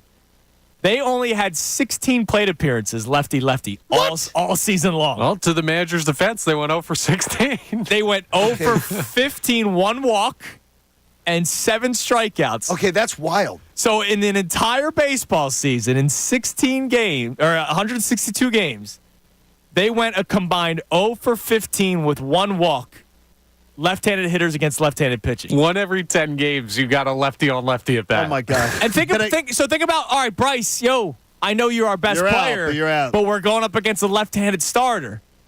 J.A. Happ is going Wouldn't up happen against. today. we got to sit you today. Hey, I got a wild number for you. What do you got? Do you know who Josh Gibson is? Yeah. Yes. Okay, tell me about him. Well, he's now your all-time home run hitter. He's your all-time batting average Yeah, leader. multiple things, yeah. He's your all-time slugging percentage leader. He's your all-time single-season batting average leader. I think it's a beautiful thing. As man. they've now incorporated in all of the Negro League statistics Yeah. to baseball. But everything changes today. Everything changes. All the stats you thought you knew Yeah. are now different. And I think that's And a are now beautiful. changed. I think it's a beautiful thing. I love that they're Long doing it. overdue. Yeah, absolutely. I saw the Hall of Fame in Kansas City. They have the Negro League Hall of Fame. Yes. It's unbelievable just some of the stories. Oh, yeah. It's pretty incredible. It's pretty incredible. And let's face it, they weren't making the money that the major leagues were making. No. So their travel was much more difficult.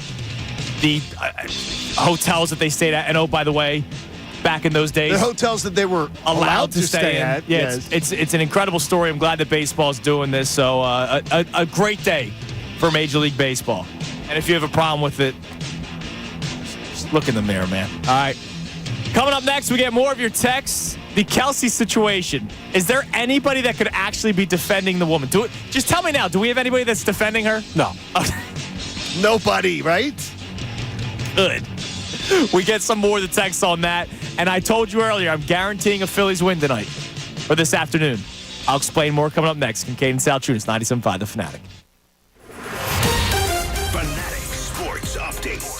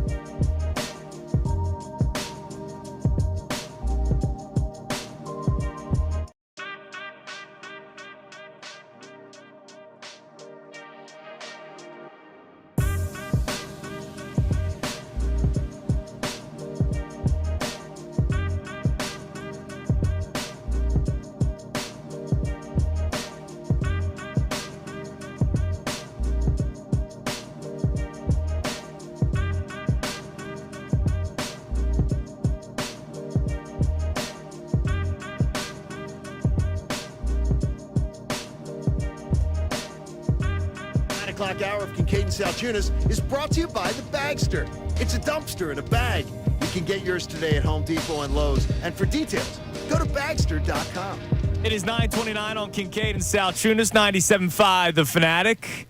Still to come, we have the Kincade and Salciunas Key 3 and our crossover with Bob Cooney, who's back in action today after taking a couple days off. In the house. So it's good to see Bobby back. And Bob will be joined by Keith Pompey today, who's been all over everything the Sixers might be doing this offseason. The latest, the Jimmy Butler potential trade, where he says they're already prepared to make an offer to Miami if it does go that way, where Jimmy Butler demands out. So Keith Pompey will be. Do we know the time yet there, Connor? If you can, just find out. Keith Pompey will be joining Bob at some point during the show, as well as Tom McCarthy. Don't miss it. The Phillies look to avoid the sweep today. So 1 o'clock for Keith Pompey, or 1 o'clock for Keith Pompey. Speaking of the Phillies, avoiding the sweep. Yes. I've said it a couple times, I guarantee the Phillies win today. Okay, this is like, what brought this on? This team is too good to get swept by the San Francisco Giants. That's number one. That is so bold. That's number one. Be careful. All right, you told me to be careful before, and I think it went my way. The other thing, look, the San Francisco Giants had to go. They lucked out Spencer Howard going 4 innings yesterday. They basically had to go with a little bit of a bullpen route yesterday. They used a lot of their arms. It's like a bullpen game, and the Phillies couldn't hit. Yeah, they can't necessarily do that again today. And I don't think that Harrison is this guy that you can say, hey, go out there. We need you to give us 6-7 good innings. His ERA is below 4 now. It's at 3.90. So he's having a decent season as a lefty for the San Francisco Giants. Man, he's not scaring me. Wow. And how many times have you heard this in baseball?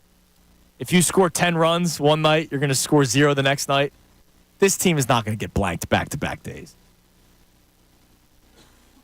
Connor and I are. You're looking at me like we're both looking at you the same way. I'm like, what are you doing? You think the Phillies could get blanked a second straight game? No, I don't think they'll get blanked. No, but they could absolutely see their bats have been weak for 5 games. They had 1 9th inning.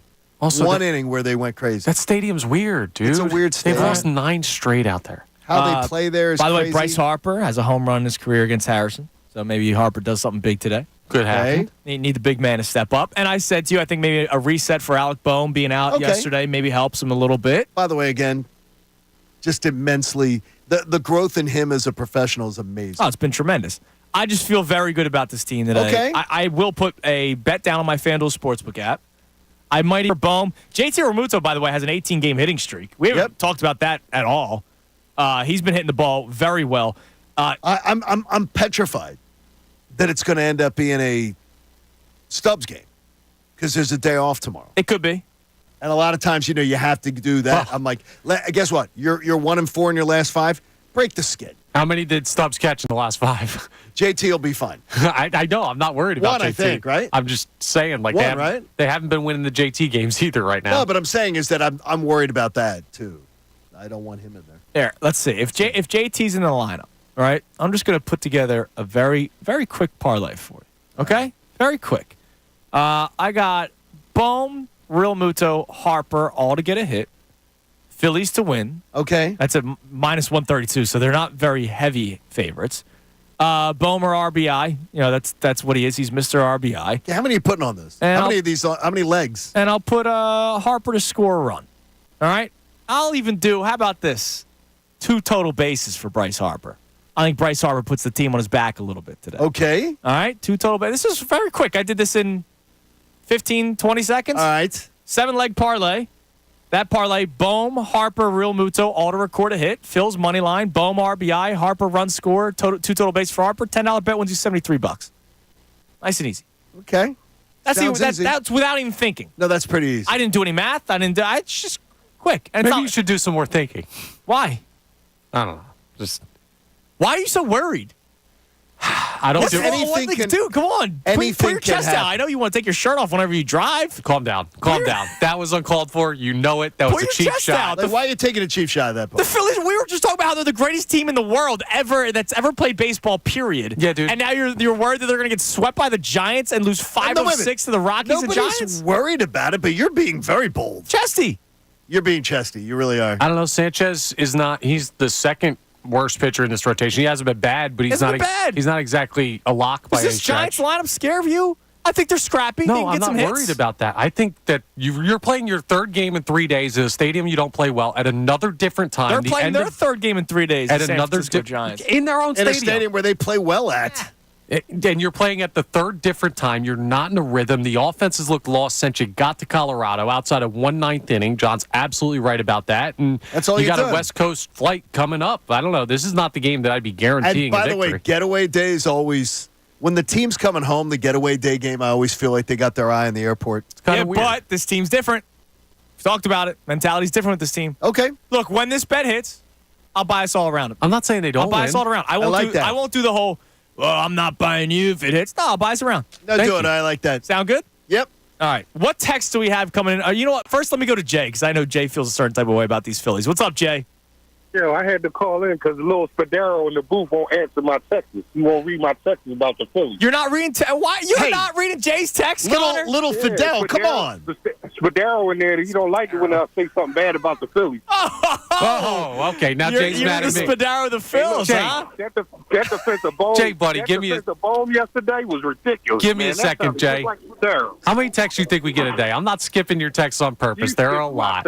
I'm not. in there about the Phillies and you skip them. I love you, go Jay. to Why all would that I skip your positive text? stuff. All right, Spadaro. Wow. That's my old college classmate. Thanks for the and call. broadcast Thanks for the partner. call, Jay. He told you. Wow. Connor Spadaro, man. All right, you want to go back to the text line? Yeah, what do we let's got do on the it. text line? Give us a couple. Well, this is Here's the the next- filtered. This is the Yeah, filtered the text filtered. line. Yeah, it's the skewed text line. This is the next text. Jay from West Philly checks in on the film. No, I'm kidding. I skip all his texts. What? No, I don't. I'm messing You with just it. said I skipped all I'm messing with Freudian. it. I don't skip anybody's text All messages. right, what do we got? All right. What do you want? Eagles, Phillies? It doesn't matter. I'm producer, and I want the more of the Kelsey stuff too. All right, let's go with some Phillies first since we're on. Mike from Turnersville checks in and says they were 1 out from winning the Rockies series. The bullpen gave up the lead with 2 outs in the ninth. I'm not concerned about the current losing streak. Dodgers lost 5 in a row at some point this year. All teams have stretches. Key is to limit the bad stretches. Beautiful. That's the truth. But what you can say is that yes, it's a bothersome stretch, but no need to worry because every team's going to do it. Yeah, you can say that. It's you a bother. You can be bothered by the stretch and the things you're seeing, but you have to realize that every team goes through different levels of struggle. Well, yeah, bothered and worried All aren't the different. same thing. I think Correct. we're all bothered by them losing, but Worried. If you're is- worried about a team that's 20 games over 500, you're you're nuts. looking to be worried. Okay. What else? We also have a tweet here. I know this is a text segment. We got a tweet from Sean W. At Big Sean Dub. Says about the Jimmy Butler thing, because we're having this conversation. Same argument we heard when he was 29. He's only been the single best playoff performer in the Eastern Conference. Not saying that's the production to expect moving forward, but Jimmy as a third guy would be an improvement over 90% of what could be available this summer. He could be, but again, He's basing it on past though, and this guy's getting older. Well, we saw it for a half in the play-in tournament before he got hurt. Look, he was winning that game, right? If he doesn't get hurt, the Miami Heat win that game. Oh, no question.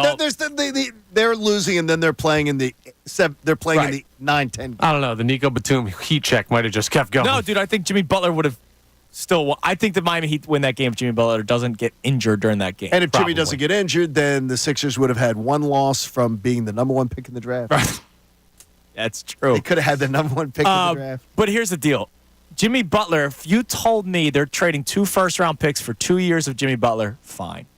I don't want to do 4 years. Right. I don't. That's fine. That's how I truly feel. All right, and what else we got? We also have Jay checking in, trying to explain the Kelsey thing, right? Okay. And Jay says, can I get a selfie is the new, can I have your autograph? So it's replacing that from the old days. And you know what? The selfie would probably be easier than the autograph itself. Yeah, I agree. For the person, I imagine, that is being requested It can of. be if the person's not fumbling with their phone and then 10 other people aren't waiting to do the same thing. If you're going to ask for a picture, have the picture ready. Have it be ready. That's got to be ready. That's got to be ready. 'Cause, Yes. You know, and by the way, again, she asked for a picture. She ran to their car. She didn't on the ask. middle of the road. No, she didn't ask. She demanded. She demanded, and she confronted while a car was. You'll never be allowed in this town again. Who are you, lady? What do you think you like? I hope she comes out, says, "Here, I'm sorry. I shouldn't have done that. Bad moment. and then everybody should leave her the hell alone. Actually, her name is Karen Margate. She is the founder They of should leave her. Margate. They should leave her. Once she apologizes, everybody should leave her the hell alone. No, she gets 1 day of shrapnel. No, I mean she gets they can 1 day, talk- 24 no, hours. but She gets, that's it. it's a But leave her- 24-hour but period. Leave her dude. alone. Leave her alone. You know what? She better watch it though. I saw. She won't be welcome. I saw a in tweet places. earlier in the day. I know which one. What? They got the Swifties on their It side. ain't just too. the Eagles fans. Oh yeah, it's true. Do they have America? She's an enemy of the country, let alone Margate in Philadelphia. I just don't They got want the Swifties, man. Yeah. And by the way, Kylie's been all over the map. That her commencement speech the other day for Cabrini was awesome. Like It was. It was a she's really good becoming job. beloved. And now, all of a sudden, like this. Yeah, the Swifties are more dangerous than Eagles fans. Oh, yeah, absolutely. Eagles You fans think they are? Eagles fans in person are a problem, right? We're better face to face. On social media, Swifties, they'll get you. I just Emotional don't. damage, I just man. don't want to see the woman treated with a lack of grace the way she treated the Kelseys. I would like to see it. 24-hour period she does. I think it's fair. Set the Yeah, but clock. that's not where people are going to do. Set an egg People are going timer. to be. Yeah, they might go 48 hours. People are going to be atrocious to her, and they're Yes, going to tell her, which is and they're going to horrible. say where she lives. Yeah. and they're going to, and that kind of crap should not happen. No, that should not happen. You are because worse. it's not like she outed where the Kelseys And by the way, live. it did not happen to you. Right. Now It happened to them, and I'm sure, I guarantee the Kelseys will handle this with complete grace. Complete grace. So if you were to guess, yes, because Christy and I were having this, she doesn't watch sports, but All this right. this means something to her. All right. If you were to guess, like if she says you'll never be welcome in this town again, she probably just does a vacation there. She must. She has connections. She's got connections. You don't drop that line if you're just you're boogie boarding for a week. I worry about this woman if the treatment is so poor, not being welcome in a place where she obviously lives and must know people. And must know people. I worry about her being welcome. Yeah, that's going to be the reverse Uno card real quick. Like my first thought, and I don't know the politics of right. marketing. My first thought is the mayor or wife or the wife of the mayor. More importantly, why are you doing it? Why are you doing that? Yeah. Why are you trotting that line out? I'm trying to how do you figure have that out. one in the, how do you have that line in the holster? Right. Well, that means How do you exactly? she's probably used it before. You have that line in the holster is like, I can't get a table here? Do you know who I am? Do you know who I am? All right, coming up next is the Kincade Salciunas Key 3, the 3 best minutes from today's show. And also our crossover, Bob Cooney, back in the saddle today. We talk to him next. It's Kincade and Salciunas, 97.5 The Fanatic. Bob Cooney. Joining us on the Comcast Business Hotline, Hall of Famer, Eagles great, Brian Dawkins. Talking with the newsmakers.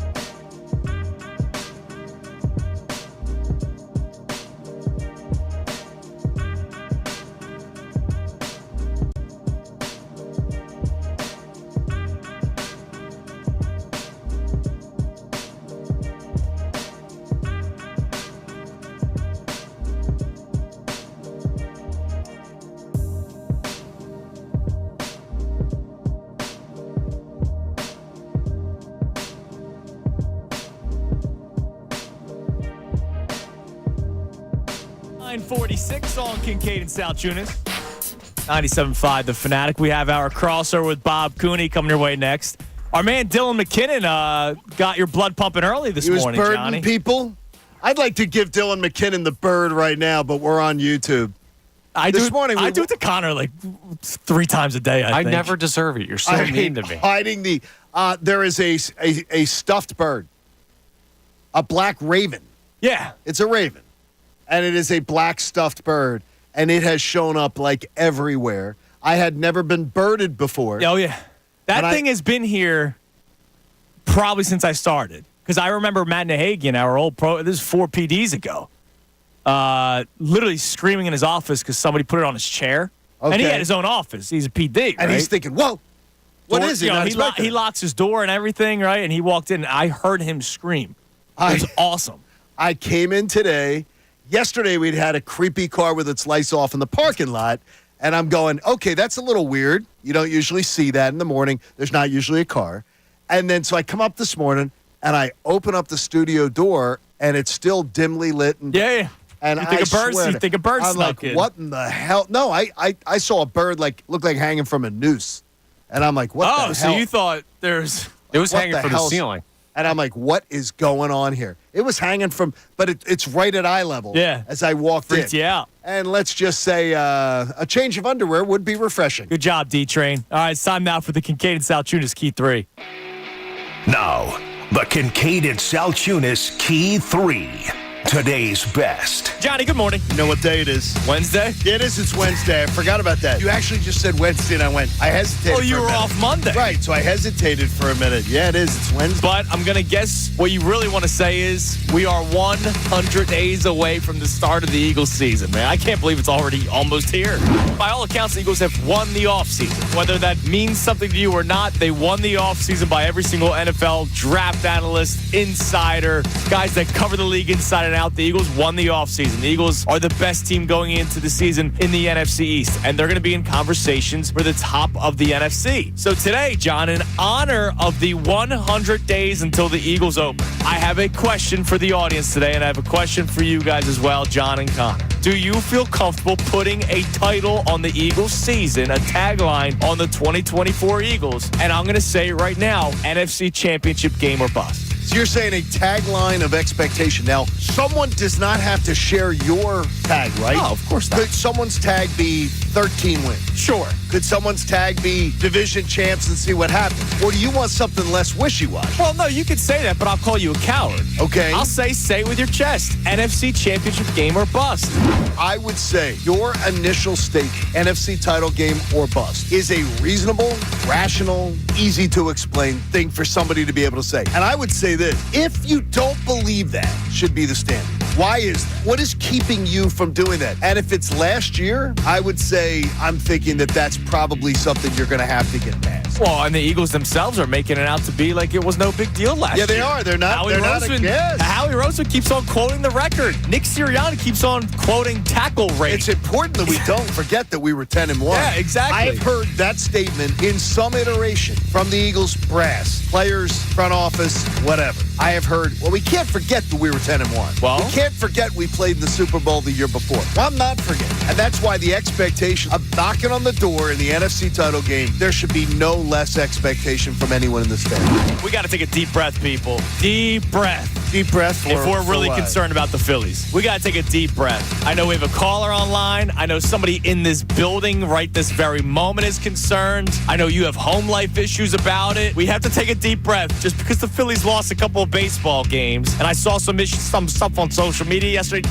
Just a collective deep breath. Reset, all right? Are we going to just ignore? Let's get into that discussion. It's a great Adam Schefter. It's huge if these guys, these rookies, can step up and be what they hope and think they can be, but you never really know that until you're out there. So, again, great that Philly was able to land them in the draft. High hopes, but still something of a question mark as talented as they might be.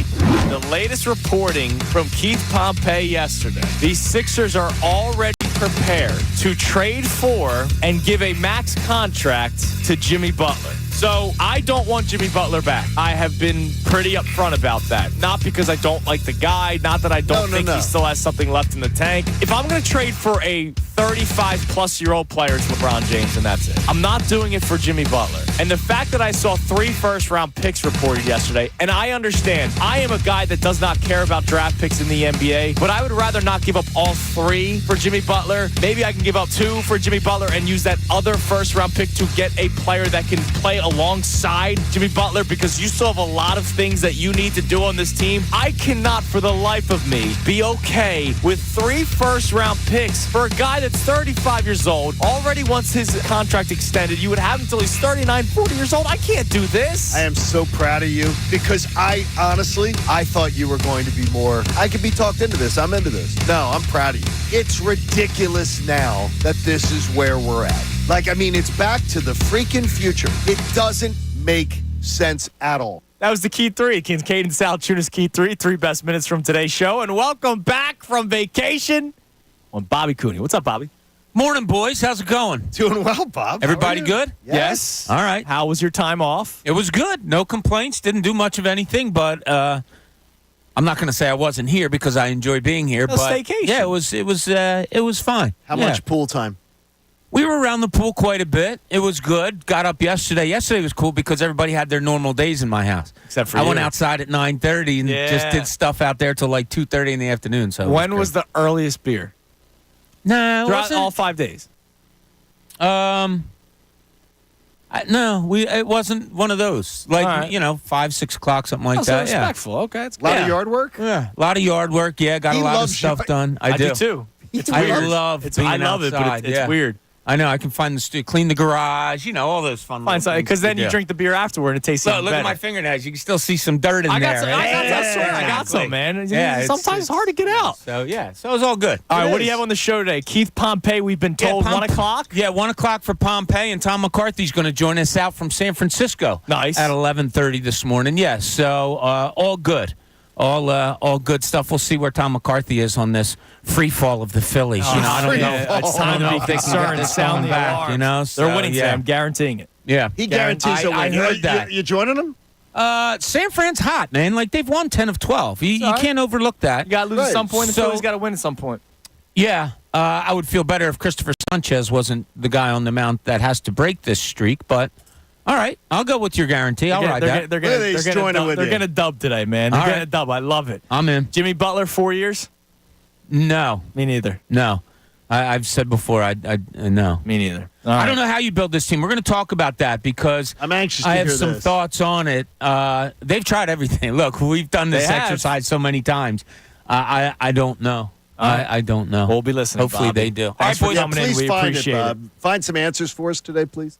Hey, support life-saving cancer research. Join us on our generous partner, H&H Heating and Air Conditioning, and make a donation today to the American Association for Cancer Research. Do it at 975thefanatic.com/AACR, because I'm living proof that cancer research saves lives. We'll be back at it tomorrow on a Thursday, a Nagandi Thursday. Everybody have a great rest of your Wednesday.